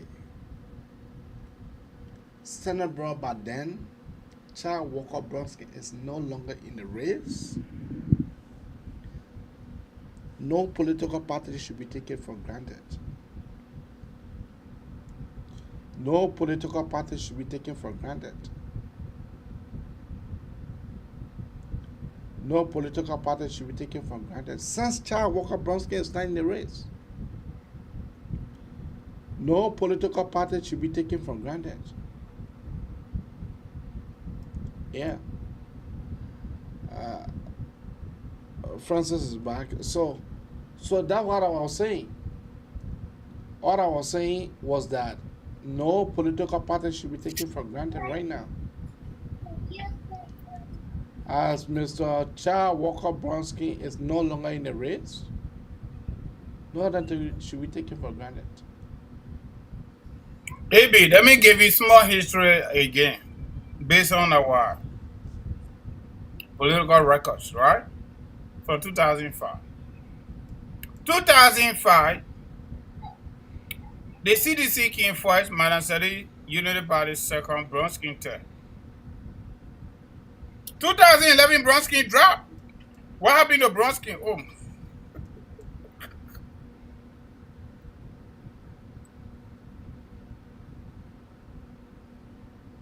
Why? What happened to Bronsky in 2011? 2011, Unity Party came first, followed by CDC. The number 3 political party was NUDP. Standard bearer was Prince Yomi Johnson. PYJ. What happened to Bronsky? Bronsky got 65,800 votes according to the Election Commission, 2011. 5 years after 2005 election, 6 years. Okay? So I'm not saying this to say I underestimate the political power of Cummings. I'm not saying that. I am making my judgment and my analysis based on the topic. Holding all things constant, like the other caller said. If we all agree the Unity Party failed in Lofa County, and some of us detected the failure anyway because of the choice that they made to have 2 Loma people in the Senate to represent about 5 different tribes in Lofa. We get the Loma, we get the Bandi, we get the Mandingo, we get the Kisi. Who else do we have there, AB? I think we get small Pele people, right? You get small Pele, you get Pele people, not small. Okay, so the United Party people wanted to have 2 Loma people in the Senate to represent the rest of the people. We already had Kissy Man there. Another Kissy Man went to election and won. That Kissy Man was denied by George Weah. If I were United Party leader or this under the CPP banner, no election going to be held in Lofa. Let me tell you something. Brandon Samuka going to take seat. That's the first mistake the opposition made. That's the first mistake they made. United Party happened to be loyal opposition political party, even on their own. And they have consulted and engaged their people. Why you allow, occupying George Weah to stop over 200,000 people that voted for their senator? They sat over there, they used their political influence, the mango, guilty verdict, just so Brady Samuka cannot take his seat. Because the law said, if the person is convicted, they cannot take seat. But the man won over 1 year before conviction came. Over 1 year. I was supposed to be standard bearer of Unity Party. I'm going to go sit there and wait for the occupant of the executive mansion government to make decision for me. I will make decision. But let's leave that, it passed. So the people of Lofa County made a decision to carry one of their sons. That they thought it was time for their son to get it. Even the caucus at the level of the parliament. Lofa caucus, they don't carry on their voting. They do it with uncle and nephew thing. That's what they do. Consensus building.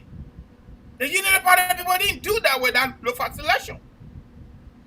So the point we're making here, AB, is the people project a big number.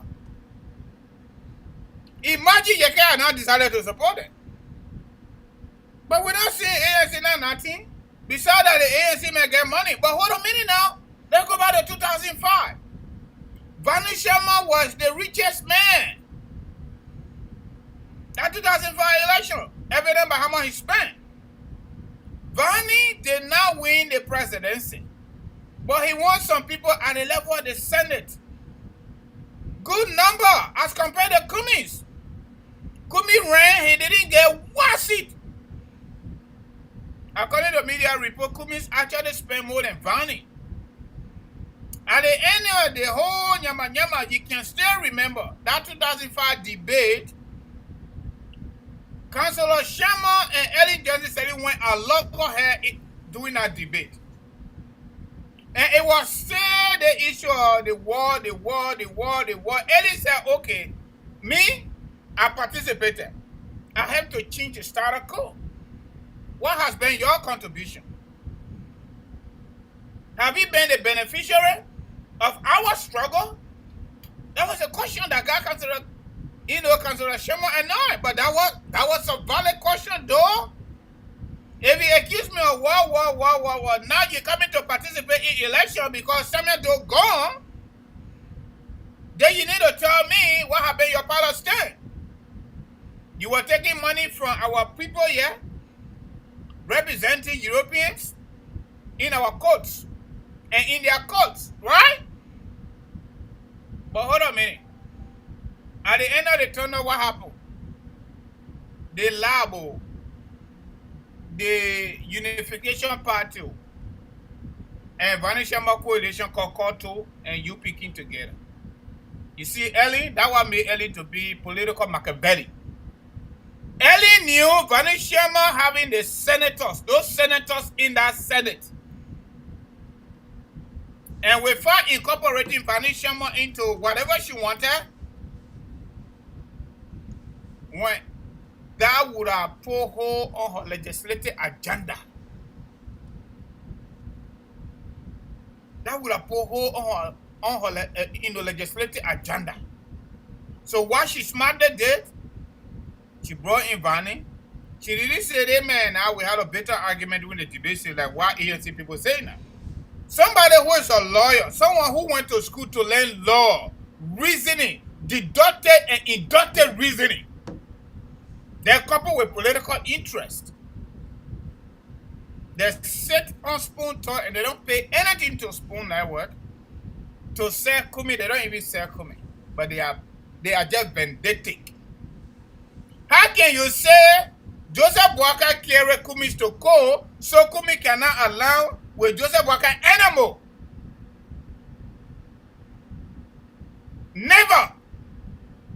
Oh, Kosa get big man, Kosa get bad man. No, we don't need you. Kosa said he don't need you too.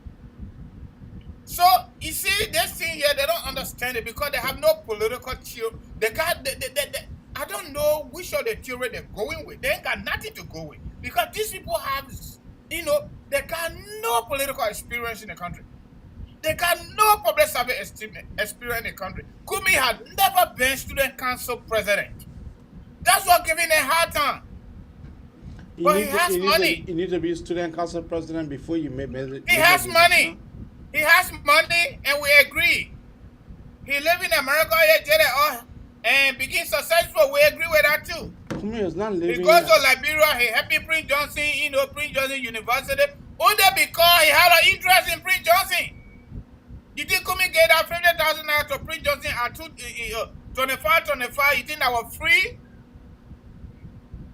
People had told Kumi, you need to go with Prince Johnson, we'll get you the vote. Why in the first place, only the presidency Kumi is interested in? He can't go for nothing else. You see, at the end of the day, the Koto coalition headed by Vanishama merged with Unity Party. Vanishama became the transitional guy. At the end of the day, Vanishama's political career got gone. He ended up becoming senator. That's politician right there. Ellen Johnson said it. She said something in the economic engineering, everything we're talking. I am so no, I don't want to use early war, before the people get scared. But the United Party, the United Party, Madam President it is so much disgusting. Madam President said that you're that suspended her, you should be able to reinstate her. AB, I don't get time for that thing. Why you call you not get time for that thing? You yourself, you saying it. I don't have time for it. You know why I don't have time for it? You saying it. Let me tell you something. I believe in South African ANC model. That thing Unity Party people did over there, they made that woman to be living today. On the serious note, we struggle for 20 plus years. We win the presidency. We take over the country. Then you bring in your friends. You bring your children, they bring their friend to corrupt the system. And you look at order or you cause we expel you. Today, of course, because by the time you say they say there have been no precedent. But who will say the precedent? When we were born in the interior growing up, when we set trap, right? Oppression family we ask not crocodile, but groundhog. While the trap not catching, then the groundhog will tell the oppression that you the one supposed to go for it, then they say the trap catching. Because there have been no precedent, so we cannot go for it. And let me tell you something, they're not only Unity Party people. Even some political parties in Liberia leaders, their leader, we thought they say, man, that thing too strong. But you see, we more pay former Unity Party chairman struggle, the most political battle in our political history. You know what it means for you to be a certain party chairman, ruling party chairman, let me modify it, ruling party chairman, your standard bearer is not supporting your vice standard bearer, and you succeed to come number 2, and that standard bearer making Bima, you don't expect that people still feel that Eddie will make Bongay president. Eddie had power to make Bongay president when she was outgoing president. She didn't make Bongay president. When she ain't get no more power. Then at the time she will make Bongay president, then she turned the country over to George Weah, and then she came to Washington, D.C. and tell Linda Griffith and the world, oh, I regret, oh, I disappointed in the turnover. No, that's charade. We need to move forward. We don't need Ellie. We don't need her. Because the only way Ellie is going to come, you got to agree to her interest. And her interest is herself and everybody that believe in her should not be prosecuted. That's why you see Joe Wilson doing all that thing. But who brought Joe Wilson to Eddie? It is Joseph Walker. All right. All right. Now Look, we have... if I can't talk about anybody else, I can talk about George Wilson because I'm a former boss. Okay. And let me tell you something. His skin is so thin. That man don't talk to me. I'm going to bring that other story. Okay. Let me tell you something. AB, we do not have educational deficit too much the way people think that. The deficit we got in Liberia we need to take care of is holding ourselves accountable, number 1. We have deficit on that. Integrity, number 2. Honesty, number 3. Sincerity, number 4. And you name it. Okay. That's the problem we got. Okay. You will see people show up, but they're pretending. Please announce our other topic, our other segment, because we have Madam Stim Bongay on the show. So please announce her before we can be able to allow her for her to speak. We will consume the money till one Bongo is declared president. Good job. I will be happy. I know Joey and I will not become president. I will be happy. All right. Our next topic is mostly humanitarian. Yeah, my people here help our sister to help our children in Liberia. So it's Stim Bongay, my man didn't give me hard time. Timandra, right? My sister, sorry. Okay. Timandra, humanitarian work in Liberia. So you please join us to share your thoughts. Yeah. Either $5, either $10, you can send it. Yeah. So she can be able to add it to whatever she got to help our people in Liberia. So we can't just be talking politics. Let's do small humanitarian work. Let's help our people. We're doing this double. We come, we sit down, we talk. Let's help. Yeah, you see Cummings, he gave Prince Johnson 25,000. Another time he get another 25,000 US dollar, white man money. So let's help our sister. We can get 25,000, but the small one we get, we can give it to her. So is she in a bag? Yeah. Bring her through. Madam Stim Bongay, go ahead. You are muted. Oh, can you guys hear me now? Yes. Okay. Good evening, good morning, good afternoon, everyone, wherever you find yourself. I'm Timandra Bongay. I go by the name Stim Bongay on Facebook.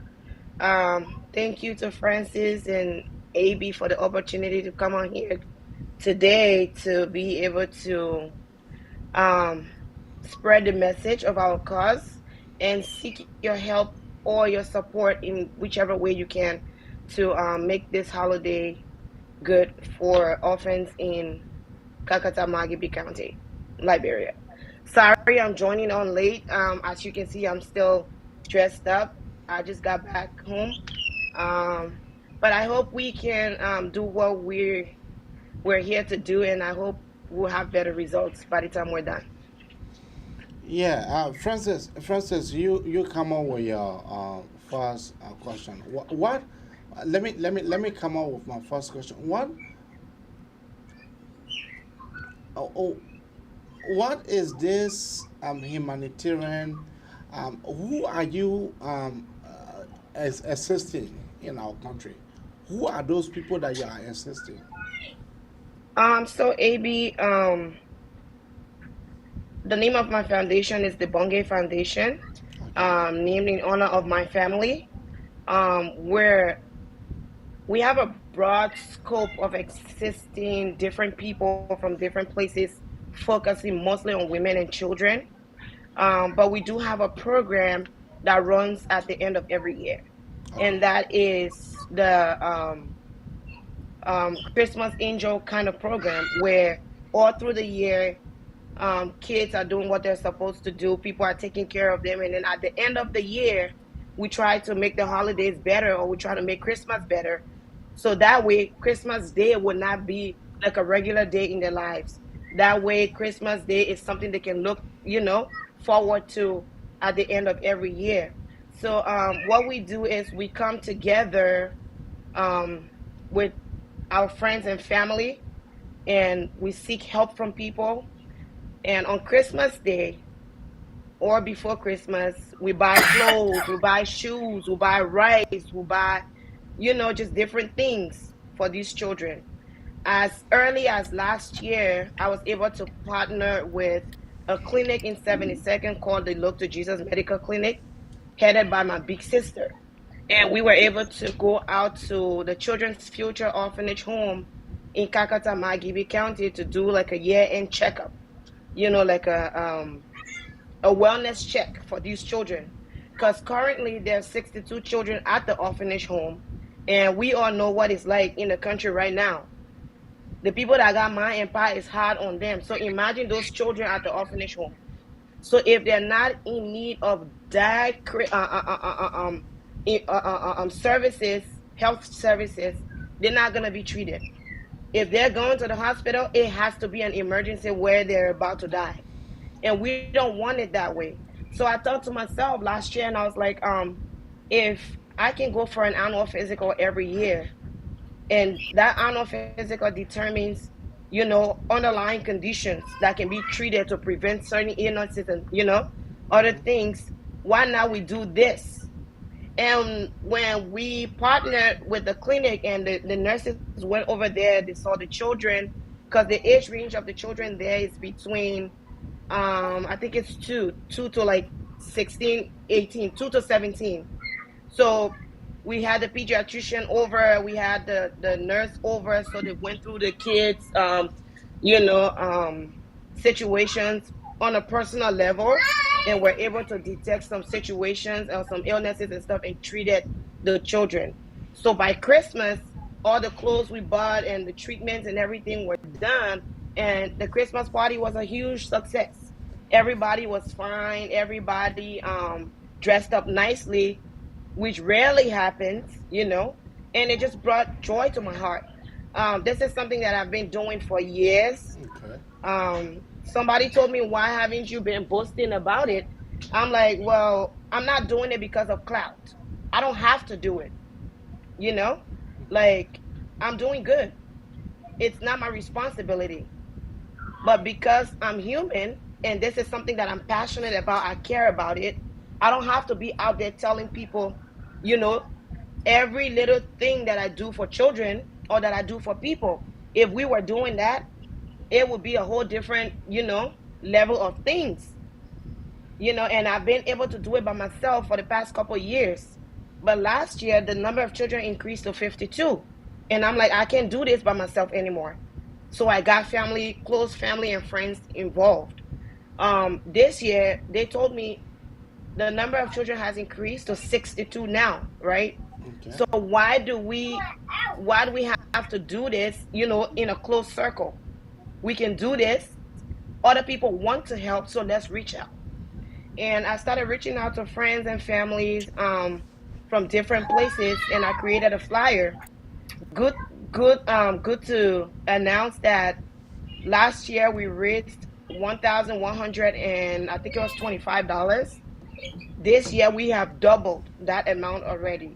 So people are giving, and we are very grateful for that. We're still asking people to donate more because we're looking to extend it to other orphanages. So it can't be just that one orphanage. So even if we can't go out there with the clinic to other orphanages, but on Christmas, we'll make sure that these children will eat in excess. It will not be like the one regular day where they will only eat one time. They only get small to eat and it's okay. Christmas, they will eat, they will have fun, they will enjoy themselves and know that, yes, this was a holiday, this was Christmas, and it was good. So I'm out here asking people to join the cause and feed these orphans and just make life okay for them during this holiday. What are the age range of children that you are catering to? What are the age range? For right now, for the year-end program, we're focusing on the orphanages. So children in the orphanages normally will range from newborn to 18. And then after 18, they get to leave. So once they're in the orphanage, we're focusing on them because they're there. And we feel like they fit the criteria where you don't have a mom or a dad to cater to you and you're there.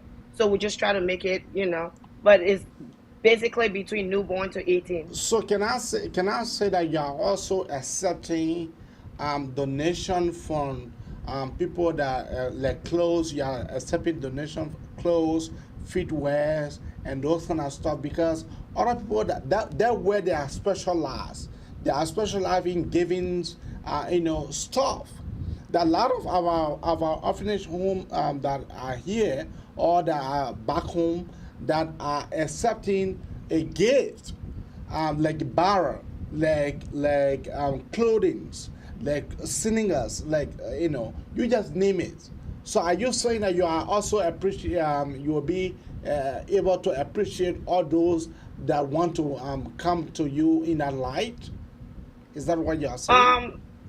That is something we're looking to start up this year, AB, because I don't know if some of the audience, members have been to Liberia recently. Everything is hard. Last year we bought 2 bay of DK, right? The Dogafle. We bought 2 bay first class, and we spent almost like $800 on just those 2 bay. Now the children have increased, their sizes have changed. Yeah. So we're looking to get at least like 3, right? Okay. However, the least we can get these for, which would be like second class, will be like $300 each. So if we're looking to get 3 bay of Dogafle, that's like $900, right? So I have a lot of mommy friends, and I thought to myself, in America, we kind of change the children wardrobe or their clothes by season. Oh, okay. And they grow fast. So what would it be if I collect these clothes, wash them up nicely, and put them in a barrel, right? And send them. So I was like, it would be really good if we start to do that. However, I am in Arizona. So ship from Arizona is super hard to do because there's no seaport around here. So if people want to ship from here, they have to go through Texas or California or wherever. But that's something we're working on to see if we can do it. However, if somebody wants to donate to the children, you want to take something, say you're shipping a container to Liberia, right? And you want to put 2 barrels in it for the orphanage home, you can do that. You don't have to send it to me. If you want to do that, you can do that. Take it straight to the orphanage home. I don't know if you have the flyer. I could send it back to you to post it on there. It has the information of everything, the address and the phone number of the orphanage home.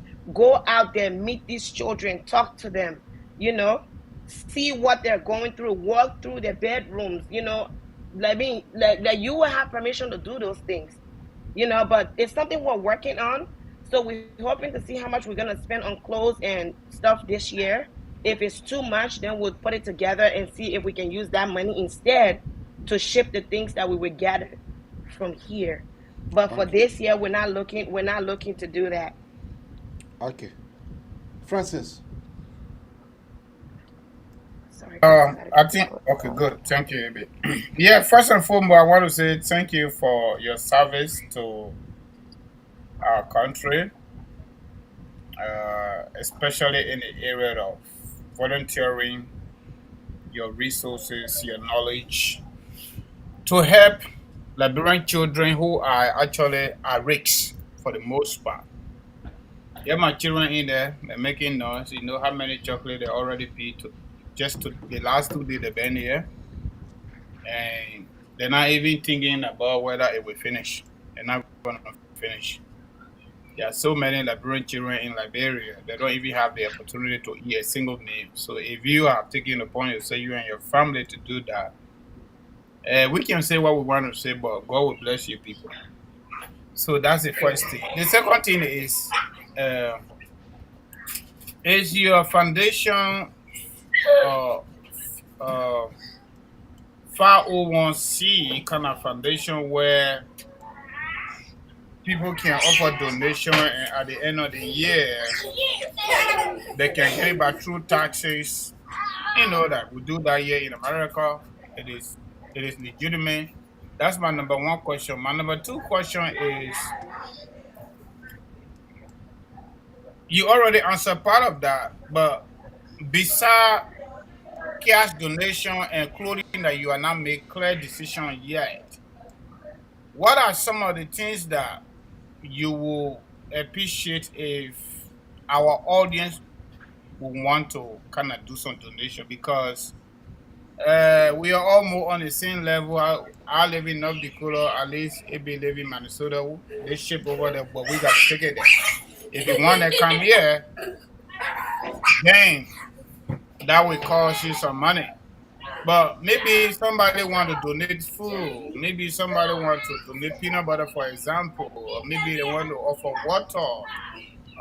Maybe they want to offer toothpaste. You know, some of these things, because I know for sure if you're taking care of those people over there, you and your family, and now you're coming out now for the public to be able to help, it means that you guys are already been going through a lot.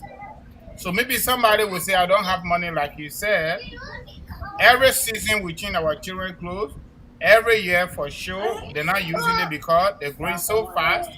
I mean, those are my few questions.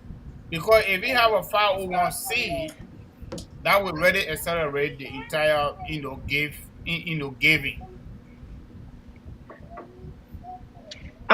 Thank you, Francis. Thank you for your questions.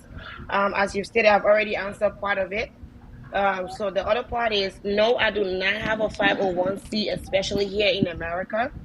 As I stated earlier, this is something that we are reaching to the public with. This is something new. We've been doing it just as a gesture from my family. And because I'm getting out there now, I have to be accountable to people as of last year. So as I speak to you right now, the foundation papers have just been authorized by the Ministry of Foreign Affairs to classify as an NGO in Liberia. In America, I have thought about that. I have not made a decision yet. I want to see what we can do this year and how many people we will have on board, because I promise you, I cannot do this by myself. I can't do it. That's not my expertise. My expertise is to give back and solicit funds to give back. But in doing paperwork, thank God Kangoma Mother Services there. So when the time reach, we'll come into Kangoma Mother Services. But for now, we do not have a 501c or 501c, whatever it is. It's just a Bongay Foundation that's operating in Liberia. If they want to give other things, like I stated earlier, you can put them in a barrel, take them to the orphanage home yourself, right? Say you don't want to come through me. Take it there yourself. I want people to have access to these children. I want people to be able to see what I see, to be able to hear the stories that I hear, to be able to feel, to get the feeling that you will ask a 15-year-old, right? What class are you in? She tell you, I'm in ABC. I want you to be able to experience that, especially if you're in Liberia. You don't have to buy 10 bags of rice here, like, especially if it's after the holidays. For example, this fundraiser we're doing is the deadline is the 20th of December. December 20th is the deadline, right? After that, I'm not collecting money. I'm not taking money from nobody for year-end program, because it has passed. Yeah. We will do everything. We have to be accountable to people, give their reports and everything, right?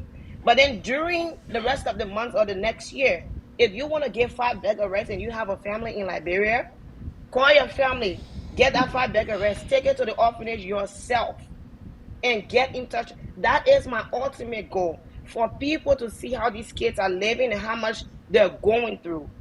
People with parents and family, we already go through a lot, right? So imagine these children. So my goal is for people to get out there and get involved with them. For the 501c, when the time comes, we'll reach out to Kangoma Multi Services. But for now, we're still with the Bongay Foundation in Liberia. All right, folks. I guess that is all your question, right? All right. No more question, Francis. Like your contribution, I'm waiting for now. I think I got one more. I think I got one more question. My contribution, it's a good venture. I got children, and I like for them to be around me, and they love it too because we play a lot. Even right now they play. So this, it breaks my heart. Yeah. I know what that means. I was born and raised in Lofa County. I know what that means. Okay, like you said, mom and dad living and not easy. Then mom and dad gone. Then you know what's up. For whatever reason, I got it. So just if they ask you about the age range, I can guess some of them over there will be probably 11, 12 based just on the pictures. And the first thing I'm going to do, I will be going to Liberia by the grace of God. March, precisely. I plan either to do it different way, but I will ship it myself. Since you say you're accepting that, maybe I will take it myself, maybe. I don't have my family. Great. So I got my son 10 years, 11 years old close here, and 12 years. Everything right here already is packed.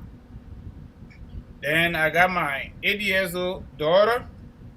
I got her 5. I got her 7. 5, 6, 7 years old close. Then the 4 years old, I got all her 2 and 3. So that one, I changed my mind on what I wanted to do. Thank you. That's the first thing. Thank you. We're grateful. Thank you. We will do the cash out. I see already. Our initial contribution for the Christmas party, $50 from Kangoma Multi Services. Thank you. Tonight, not tomorrow. Tonight. Yeah. So, folks, you can keep your call coming in, but before thank you so call, much. We're grateful. Thank you. Before you call, make sure that you already drop at least if that even $5. If that even $5, you will be able to drop it in your in a cash app or the Zelle. But listen to the cash app, let you be able to read it, and the cash app is printed on this page. It's printed, so you can be able to get that very loud and clear. And then we are waiting for your contribution too, because they think the other business. If somebody asked a question in the comment section, he said, God anointed favorite more. Congratulations, great initiative for the less fortunate in Liberia. Oh, where's I can't find it. Oh, Roland Nima. Thanks for your meaningful humanitarian gesture. Can you please tell us how legitimate your organization is? Roland, again, this is not something that I just started. I will refer you, if you have Twitter, go to my Twitter page and search for Stim Bongay. Just add the two together, like straight up, right? And you will see up until 2013. You see pictures from 2013 on that. So I didn't start this today. However, talking about legitimacy, I just stated that the Ministry of Foreign Affairs just granted us the approval to grant our organization a non-governmental organization. So yes, we're pretty legitimate. We have a business registration and the article for corporations. Yes, we're good. Okay. So if I tell you a Ministry of Foreign Affairs, you will know that the article of incorporation is looking at. So yes, we're good. And every penny that comes towards this will be accounted for. And reports will be provided. So if you want to help, whatever it is, we're not asking everybody or anybody specific amount. Whatever, every penny counts. Beggar rest, the government said at $17.50, but beggar rest at $21 in Maria now. $21 for beggar rest. So your $5, $10, $20, it helps. My cash app is the $STIMBONGAY.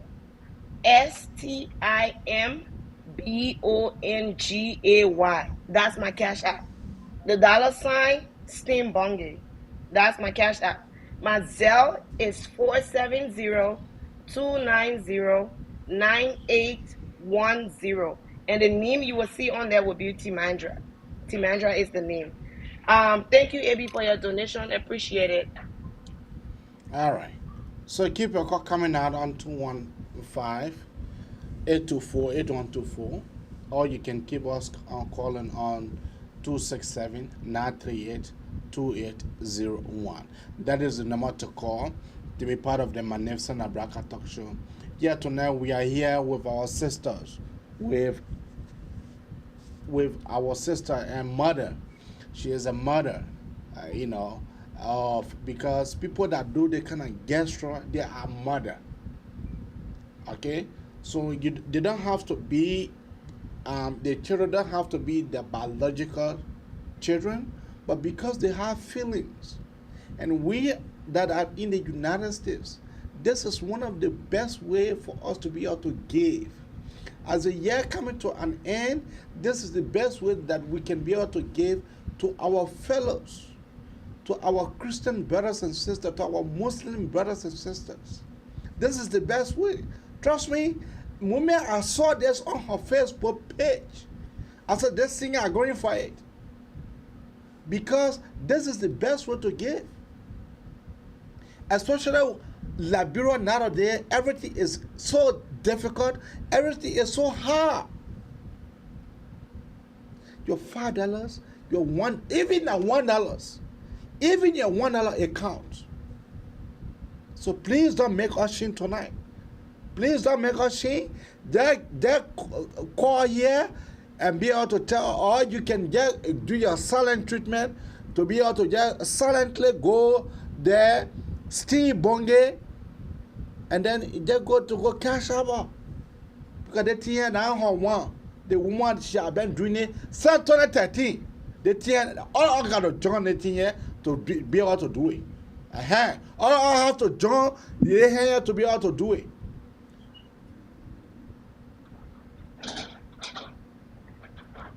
Stim Bongay, wanted to say something? Yes, Henrietta just tell me. Unfortunately, I'm using the phone to be on this live, so I'm not able to check it out. But thank you so much, everybody. I think I just saw a Cash App notification. Thank you, I appreciate it. At the end of the show, I'm not able to if I try to get the Zelle or the Cash App information, that means I'll have to leave the show and come back. So before the end of the show, I'll be able to leave, go check it out, and then come back and tell you guys how much we were able to raise. But thank you so much. And please just let me know on here if you have Cash App or Zelle. I think I've seen 3 notifications, but yeah. AB fini doing it. He want me to come on here. I got that he said he the fuego. No, but this thing, this is the best way forward. This is the way that we can be able to feel. If even you provide your $5, it matters a lot. $5 matters a lot. Because children are back home, they are hungry. Amen. And not easy. And not easy. Because myself, I went through it. My co-host went through it. That was there that AB, don't go there. The last time I'm talking about 404 at Universal Liberia. Yeah. 404. One bottle your share, the rust around it. When you get time, you get straw. Stop baking you. Or the old man has something that concern with that just sardine smell. You can't see the sardine. They say they put it in the bread. They put it oil. They can put the sardine oil. They rub the sardine oil. This is just a way. But I mean, we are so grateful, God to our God for his, American government, generosity, not just to us, but the rest of the world. They got their own issues, but this country is a good country. I just tell you too, we our initial, to be honest, by the grace of God, when I get to Liberia, I'm going to go see this place. Roland is asking how many children. Thank you, they just told you that the 62. Children number have increased to 62, from 50 to 62. That India is not small no more. That India is not small no more to provide for these 62 children. Every day. A day is not for fun. So we cannot allow our sister for her to be able It's to not do it all easy, by AB. herself. One It's of not the easy. things that are helping is that the program has a school. So the children, we don't have to pay school fees for the children. However, the school starts at 9th grade, right? So imagine we have to pay all these teachers, to teach the children because we can't afford to send each one of them to school, right? Mhm. But then what happens when the children get out of 9th grade? They just stop because we cannot afford it. They just stop. That's it. So until a good person or a humanitarian sees them and say, "Hey, I'm gonna be responsible for this person to be able to see them through high school or more," that's it. That's it. They will stay there until they're 18 and then get out Yeah. of the orphanage home. Man, we have to do something. Roland Newman, we have to do something. Roland, come on, drop something in the box. Drop something. This thing here. When I saw this, it really brought tears to my heart. Because for me to see a young woman in a great United States, not talking about 60 bag, not talking about Gucci bag, not talking about her high, not talking about how she will go do her hair the next day, but talking about the children back home, the children that are sleeping with hunger, talking about children who does not have a good sleeping place. Right. That brought tears to my heart. Well, at least AB, that's good because guess what? These things don't attract people nowadays. Drama attracts people. These things don't attract people nowadays. It's just the drama. They want you to be in the fries, in the crowd. They Yeah. want you to go after somebody. Before I came on here, your numbers, you were at what, 115, 20? Now Yeah. you got like what, 70 people, 80? That's it. That's it. That's it. That's it. That's Liberian people right there for you. Once we are not discussing politics, once we are discussing something that have to do with somebody's future, somebody giving assistance to our brother and sister, then they will disappear. But I don't care whether that 2% remain here, we'll talk about Thank you, this. Roland. Thank you, Roland. Thank you. Whether 2% remain here, we'll talk about this. Because this is very, very important. It is important to me. Because I was one of those person who went through it. I went through it. Maybe some of you got to know my story. Maybe some of you got to know my story. My mom, my dad was never there. Not that they never had it. My dad had it, but at the end result, he decided to divert his resources to a different woman, children, and forget about me totally. I used to walk to go to UL. Many days I used to walk to go to UL many days.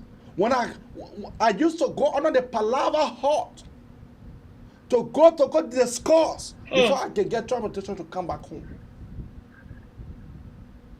So when I see people taking this kind of great initiative, it is something that I must be part of.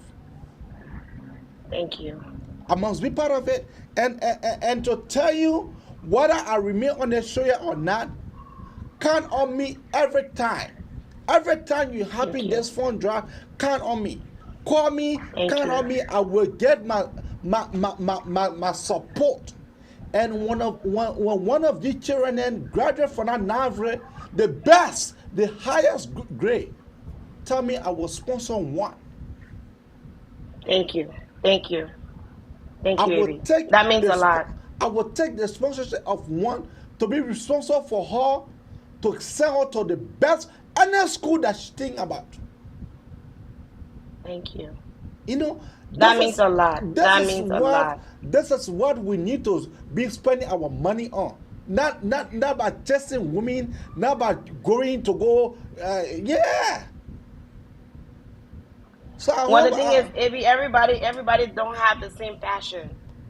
you know. So, but Yeah, that is not gonna stop us. That's not gonna discourage us from doing what we're supposed to do. Because this, I feel like this is a calling from God. yeah. This right here is a calling that we have to obey. So we will continue. We will continue. As I stated, people have shown interest and we've doubled what we raised last year.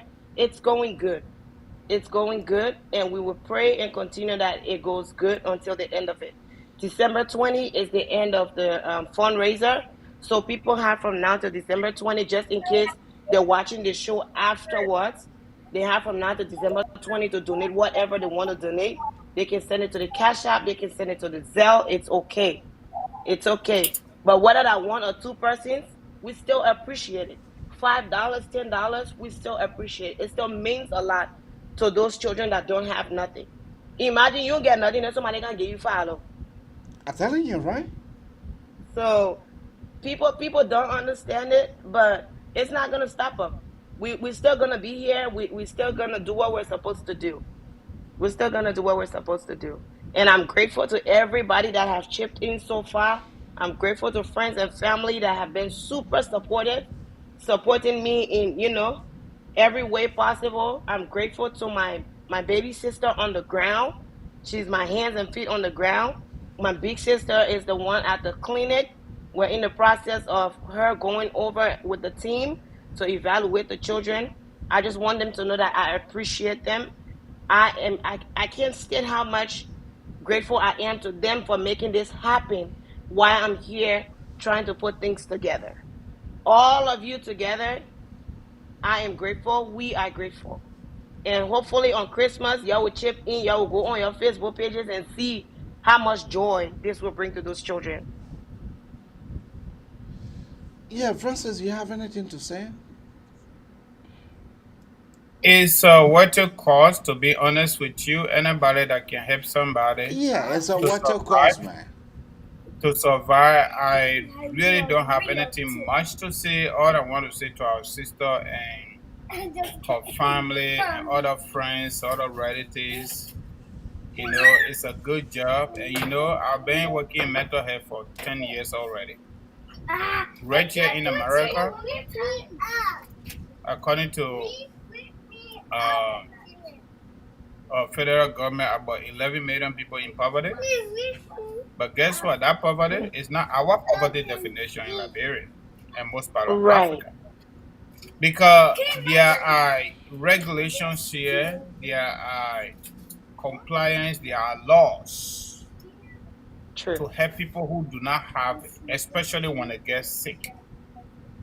Okay, so that even in the midst of that, though, there are people that we help in this country. Yeah, we get paid, but sometimes other people don't even take that job. Okay, so imagine, folks, this picture we're seeing over there. It's not easy. It is not easy. Our children wear one slipper today, maybe a shoe or slinger. By the time you go low, they don't want that anymore. So, Sister Bongay, trust me, God first will be your partner. We already have decided initially, and that initiative, by the grace of God, going to go on, and maybe in the near future, we kind of like partner with you. St. Kangoma Multi Services is immigrant owned like yours. We got it right here done. It's not a 501c, it's a straight business. We are playing under our own leg in the corner, social contract responsibility, not social corporate, responsibility. That whenever we get one customer that come in and give us $5, we take on the fasting from that $5 and pull it down.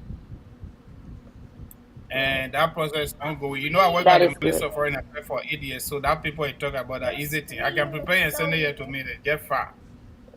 So, and my buddy, who is my partner, he still work at Foreign Affairs. We used to work together. He still work there. Almost every day we talk. So, when the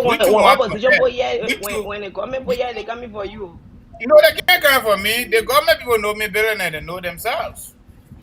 They know me better than they know themselves. They can't even threaten me. I've been blessed. I go there, we all talk, we speak to each other. But even when I go, the people still get my text. They say they just say anything can't for you. They don't bother me. Why go they don't bother me? Even though I don't really get myself vulnerable because by the time I get to the airport, if I say I join AB, if I make it work, people know me. If I don't get a post, I call him my dear. I say, well, how are you? But this time, no. No, I mean, to be honest, on a serious note, yeah, we're having that plan, and we're going to come to you too to help. But now you don't need to do nothing, okay?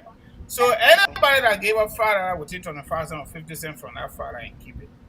So the KMC we have foundation in Liberia getting kindergarten, elementary.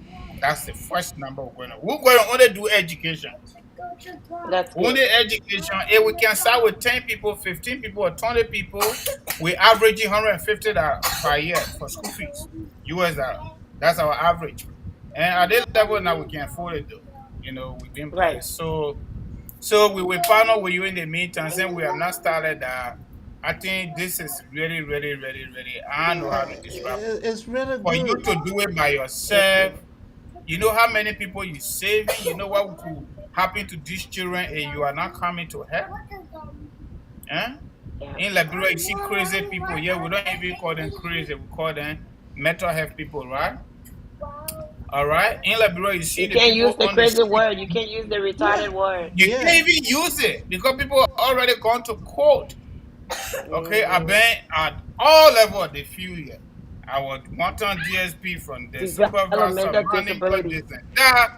So I know why it is. Okay. Right. So we will do our little thing that we can do. We will try to do whatever we can do to help you out. We're not promising big stuff, but when we do it, you will know.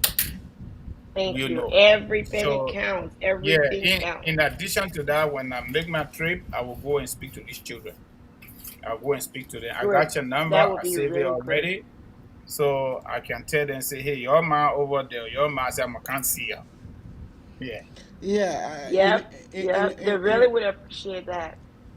You know, this is a good course that I will take my last to give. I mean, when it comes to providing the documentation to the in the USA for us to be 503C, you know, when that time reach, call on me, you know, so that we can be able to chip in whatsoever money that it is, so that we can be able to chip in and have it going. Because, you know, here in the United States, when you are 503C, you have more opportunities. You have To more ask for help. opportunity for you to be able to ask for help. Like when you go to schools, when you go to school, for you to be able to ask them for their used books or their used laptop or for their used, you know, whatever it is. They want to make sure whether you are 503C. You know, so no matter what it is, you know, give me a call, and so that we can be able to help you in that line.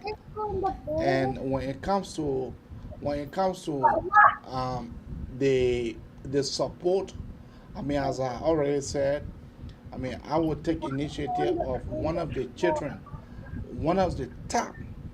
Then make sure they give me the name of the top that will be graduating from NAVRE, the top that will score the higher mark, and then I will be responsible for him until high Thank school. you. Until high Thank school. you. That wish, of course, you can count on me for that. Yeah. Thank you. We're grateful. Thank you. Francis, The flyer right behind AB got all the information about the place and everything. The address, everything is on there. The number on there is the matron, the lady, our mom. We can call our mom at the orphanage. That's her phone number. So any information, whatever you want, like get in touch with her. If you got family in Kakata or whatever, it's not far. If you've been to Kakata, you know where they got the administrative building. I know what I got. In fact, we get a whole quarter there. I'm not cutting off. My late brother is the one that own the pharmacy there, or they call him Morris, do not. The big brother passed away. Oh, okay. Ansud, do not.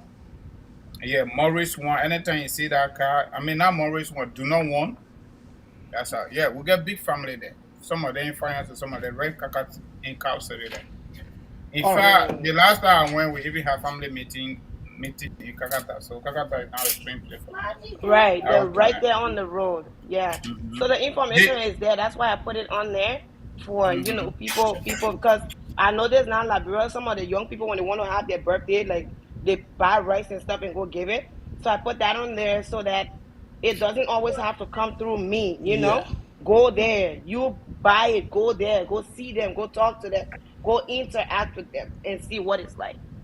But whatever it is, whatever information it is that you may need, call her, call me, send me a message. For those that are listening, if you have questions, tag me, send me a message on Facebook, tag me in a post, and I will respond to you. I'm very good on my phone, so yeah, that's what it is. But I am grateful for the opportunity today. Thank you guys so much for supporting this cause. Thank you, AB, for the sponsorship of one child and the contribution. Francis, thank you so much. It means a lot to those children. You can imagine what one child would feel like wearing one shoe coming from America. You know what I mean? So that is a lot. Thank you. All right. Stim Bongay, I think we just conclude from here. So, I mean, your last word to any of our friends or followers. Because, when we talk about giving, the people want to be escaping. That is the problem that I have with Liberian people. When we talk, the thing that they sort of be spending their money on, when we're talking about it, then it can be going. Then the thing that they're not supposed to spend their money on, then when we're talking about it, then at the time that they can put their cash up, put your cash up. Now we put our cash up now. We put our cash up now for Stim Bongay Foundation. Then they don't want to come now. Now everybody want to go. Why you're making me shame? You're making me shame. You're making me rather shame. You're making me shame, man. The people, they will do it. They will do it. But the time people listen to the show afterwards, right? Yeah, but the 20 is the deadline, so we need to emphasize on the 20. Right. The 20 is the deadline. After the 20, nobody, please don't send me no money. Please do not send me money after the 20. If you're sending it, you'll not be sending it for that cause. Okay? But the 20 is the deadline. So my parting statement, again, I'm grateful for the opportunity to come out here to make my cause public, to present the case of these children. Many thanks to friends and family for supporting us and for being there, through this journey that we have started. We haven't ended it yet. I believe there's a goodness in everybody. I do believe there's a goodness in everybody. Search your heart. Do the right thing. You never know what someone is going through. You never know how hard life is on somebody. Call the people you care about. Talk to the people you care about. Check in with your friends and family. Do good and expect no reward. Because if you don't expect anything, you're not going to be disappointed. I promise you. Anything you do, any good you do for somebody, only God will pay you. For those that are helping out these children, only God will pay you. Only God will replenish wherever you're getting it from to give it to these children. Only God will make you happy the way you are going to make them happy. We are grateful. I can't stress enough that we are thankful. Every single penny that comes towards the support of these children will be accounted for, and they will be used for the right cause. Hopefully on Christmas Day, we'll be able to go live and tag everybody and share it to see what your $5, $10, and $25 can do or will do for these children. Again, I'm grateful. I just want to say thank you. You guys have yourselves a wonderful, wonderful, wonderful night. I appreciate you guys. I'm never going to stop being thankful. This is a yearly adventure in the process of trying to get things in order and getting to put all the suggestions into the tunnel into work. Let's do this. We can do it. We've done it before.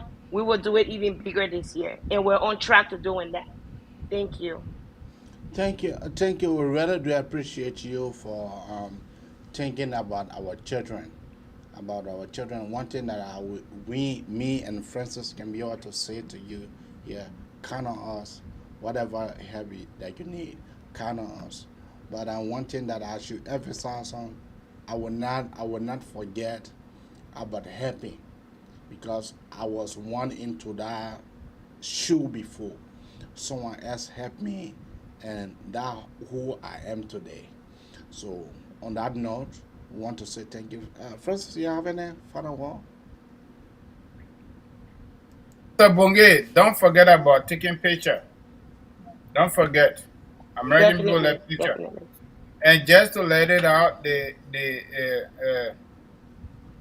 5031, whatever that is just the procedure and the people we're planning, but it's not really expensive. We did it for the Gentleman Club. So that's another thing there. And AB were talking something about the people. Let me tell you something.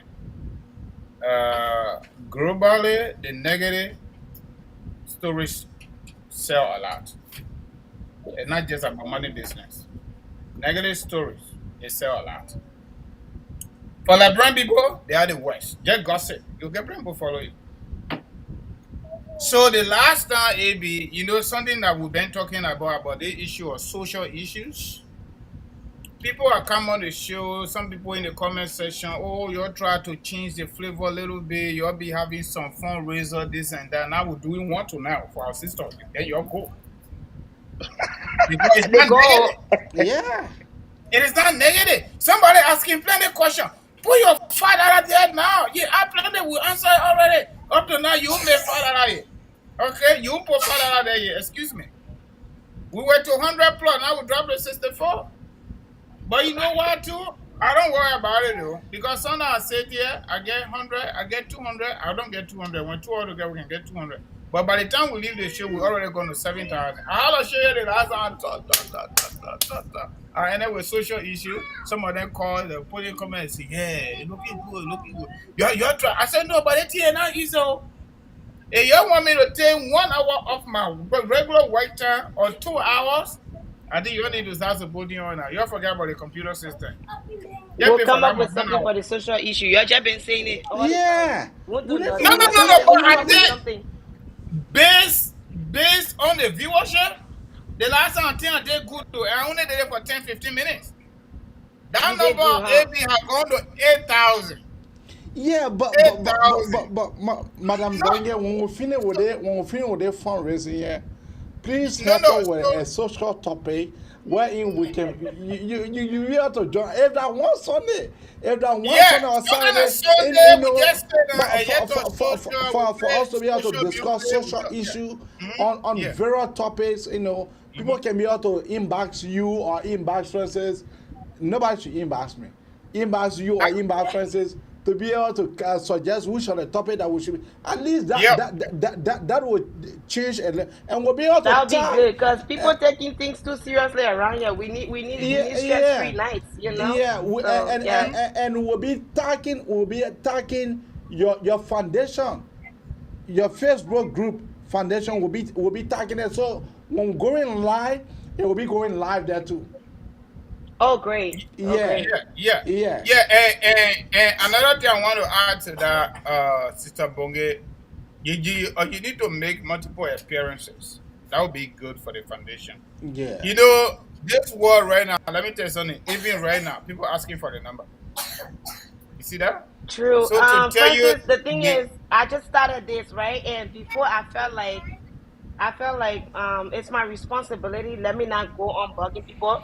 And I saw it in a way that I felt like if I say these things, people will feel like I'm boastful, or But then I look at it like, what if other people want to do what I'm doing, but don't know where to channel that energy?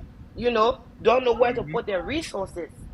So yes, I do agree. This year, there hasn't been a lot of appearances because I started late, So hopefully by next year, we're taking all these things into consideration because we're just starting, to be out there. So hopefully by next year, we'll start early and then we'll get out there. I haven't been able to, I have a couple of requests to appear on some shows, but I haven't been able to keep up with them, because I'm a full-time mom. I have a full-time job. So like I've been all over the place. So it takes me a lot to just sit down and try to get this thing done. The last time I was on the show with George and Dualu, and we raised some money. So I will try. I will take that into consideration. I might have maybe, I'm not sure, an appearance. Today's the 18th. There's nothing I can do before the 20th. It's just 2 more days. So I might go live on my Facebook page. I might tag people and stuff like that. Yeah, But I'm tag not sure me I'll in be it able so to I can be able to share it. keep up with everybody before the 20th. But whatever it is, we're still grateful to everybody that have donated so far. Those that will watch the show later on, you can still send in your donations to Cash App, the $ STIMBONGAY, Stim Bongay. You can Zelle your money if you want to do Zelle to 470-290-9810. And the name on there will be Timandra. But thank you for all the suggestions and the advice. We'll take them into consideration. Hopefully next year will be better for us, as we will start the fundraiser early to give us time to get out there and solicit more funds. My boy, if sorry for me English, not my bad language. My bad like you see me our boy bomber. Yeah. So yeah, feel sorry for me. But anyway, guys, thank you so much. Okay. I beg to take my leave. Okay, thank you. Thank you, my Thank sister. you. Thank Thank you. you. Yeah, Francis, this was challenging, and it is welcomable. It is something that we all should be able to be thankful for. It is good. It is good. I always. It is good for Last us year, to be. I almost saying last year. Yeah, it was actually last year. I sent 2 boxes of U-Haul, and that was actually my children clothes for 3 years. And I went to Walmart. I bought some other clothes and added the towels. I went to flea market. I got some shoes and everything. But I donated it to relatives and family members. The shipment cost me up to $400 to $500. But what I got here now, I decided to take it and carry all the way to Lofa. But the way I'm looking at things, I don't think I'll go to Lofa. So the children will get that. I beg you, let the children get that. No. That was the initial plan. So I'll go to them. Yeah, that was the initial plan. Let the children get that. At least, when you're going to, some of the children came. For me, I wear 10.5. So, plus, because I know that you will drop it here in Minnesota. Drop it here. Man, there ain't no child wallet that will wear your size. No. They get some of the picking some 15-year-old when you see their feet. When you see their feet. My man, if you want to send it now, because the boxes are already here. I'm working on it as I speak. Yeah, so I'm hoping to conclude that next week. Yeah, we'll discuss that. So I'm not going to put it in my bag. I put it in the U-Haul boxes to send it. Yeah, yeah, we have been. We have. Yeah, I will try to put it. We have. We have a lot. Anyway, your partner. Yeah, but she did great. That was a great. Yeah, my people. So I mean, at least we following your comments and we following your suggestion. You say this show might not just be politics. So we change it small. The last time, that was the first time I talked about Kangoma Multi-Services Consulting in detail. All right, and then after that, because I did LBDI, we got done with that financial stuff, all the criminal act involved, and nobody could go. I said, good job. I go to commercial, I explain everything we're doing, why we're doing it. I got done with that. Then somebody sent a comment, say, but what? You can't even discuss some of the things. I said, okay, good job. We've been thinking about it. So we went to social issue, went to the school district. I think you listened to it. Our children going to school, but we don't even attend school district meeting or school board. We don't attend that. We don't attend PTA meeting. Plenty of things we talk about it. And so I got one of my former co-workers in Philadelphia. I don't want to call her name right now until I contact her. She is very, very good at it. She sometimes do the live show. Yeah, call her, I will call her. and then if we'll talk And to she's Cash not App. shy about talking, even the mindset about Liberian men and the Liberian women and all that thing. She got different mindset. She got different thinking of it. Yeah, so we And can be able to discuss that. I mean, we can be able to discuss that either Saturday or Sunday or Friday or Thursday no, or we not. Wednesday. Friday is what's on your What's on mind. mine? You can't take that away. You know, maybe on Saturday or maybe on Sunday. Yeah, one of the weekends. The weekend. When I need for us to be able to discuss social issues. I mean, I will talk to Timandra, you know, so that she can be able to come on too, and then talk to that woman too, so she can be able to come on, and then you know. I get her number. I've actually shared on her live 2 times, so yeah, we can make it better. We can make it much more better for her, you know. Yeah. All right. Okay. All right, my brother. So, want to say, thank you plenty for coming on board. Those of you that already said something, thank you, my buddy. My buddy stayed here. I don't want to say anything more than that. Let me keep it right there. He keeps. But anyway, you know, it's good to be. We're doing good. Yeah, want to say thank you to everybody. Thank you. My children disturb you a little bit. You're sorry, yeah? You're sorry. They are all girls. Askulanga, they made a ransom toro. I see my dear man. Jobala wanda yama wasise. Katwa pie kayan kalinda. Sore di dalam kana wang. Abla kanu andi asum pie ke. Menga papa logu gule.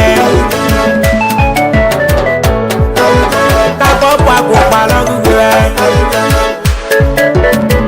would like to come to the very end of the Manelson Abraka Talk Show. Yeah, we are doing extremely well. Don't forget to donate to our friend and sister, our mother. She is a mother of many of our children back home. Don't forget to at least contribute your little donations to her Cash App. Bye bye for now.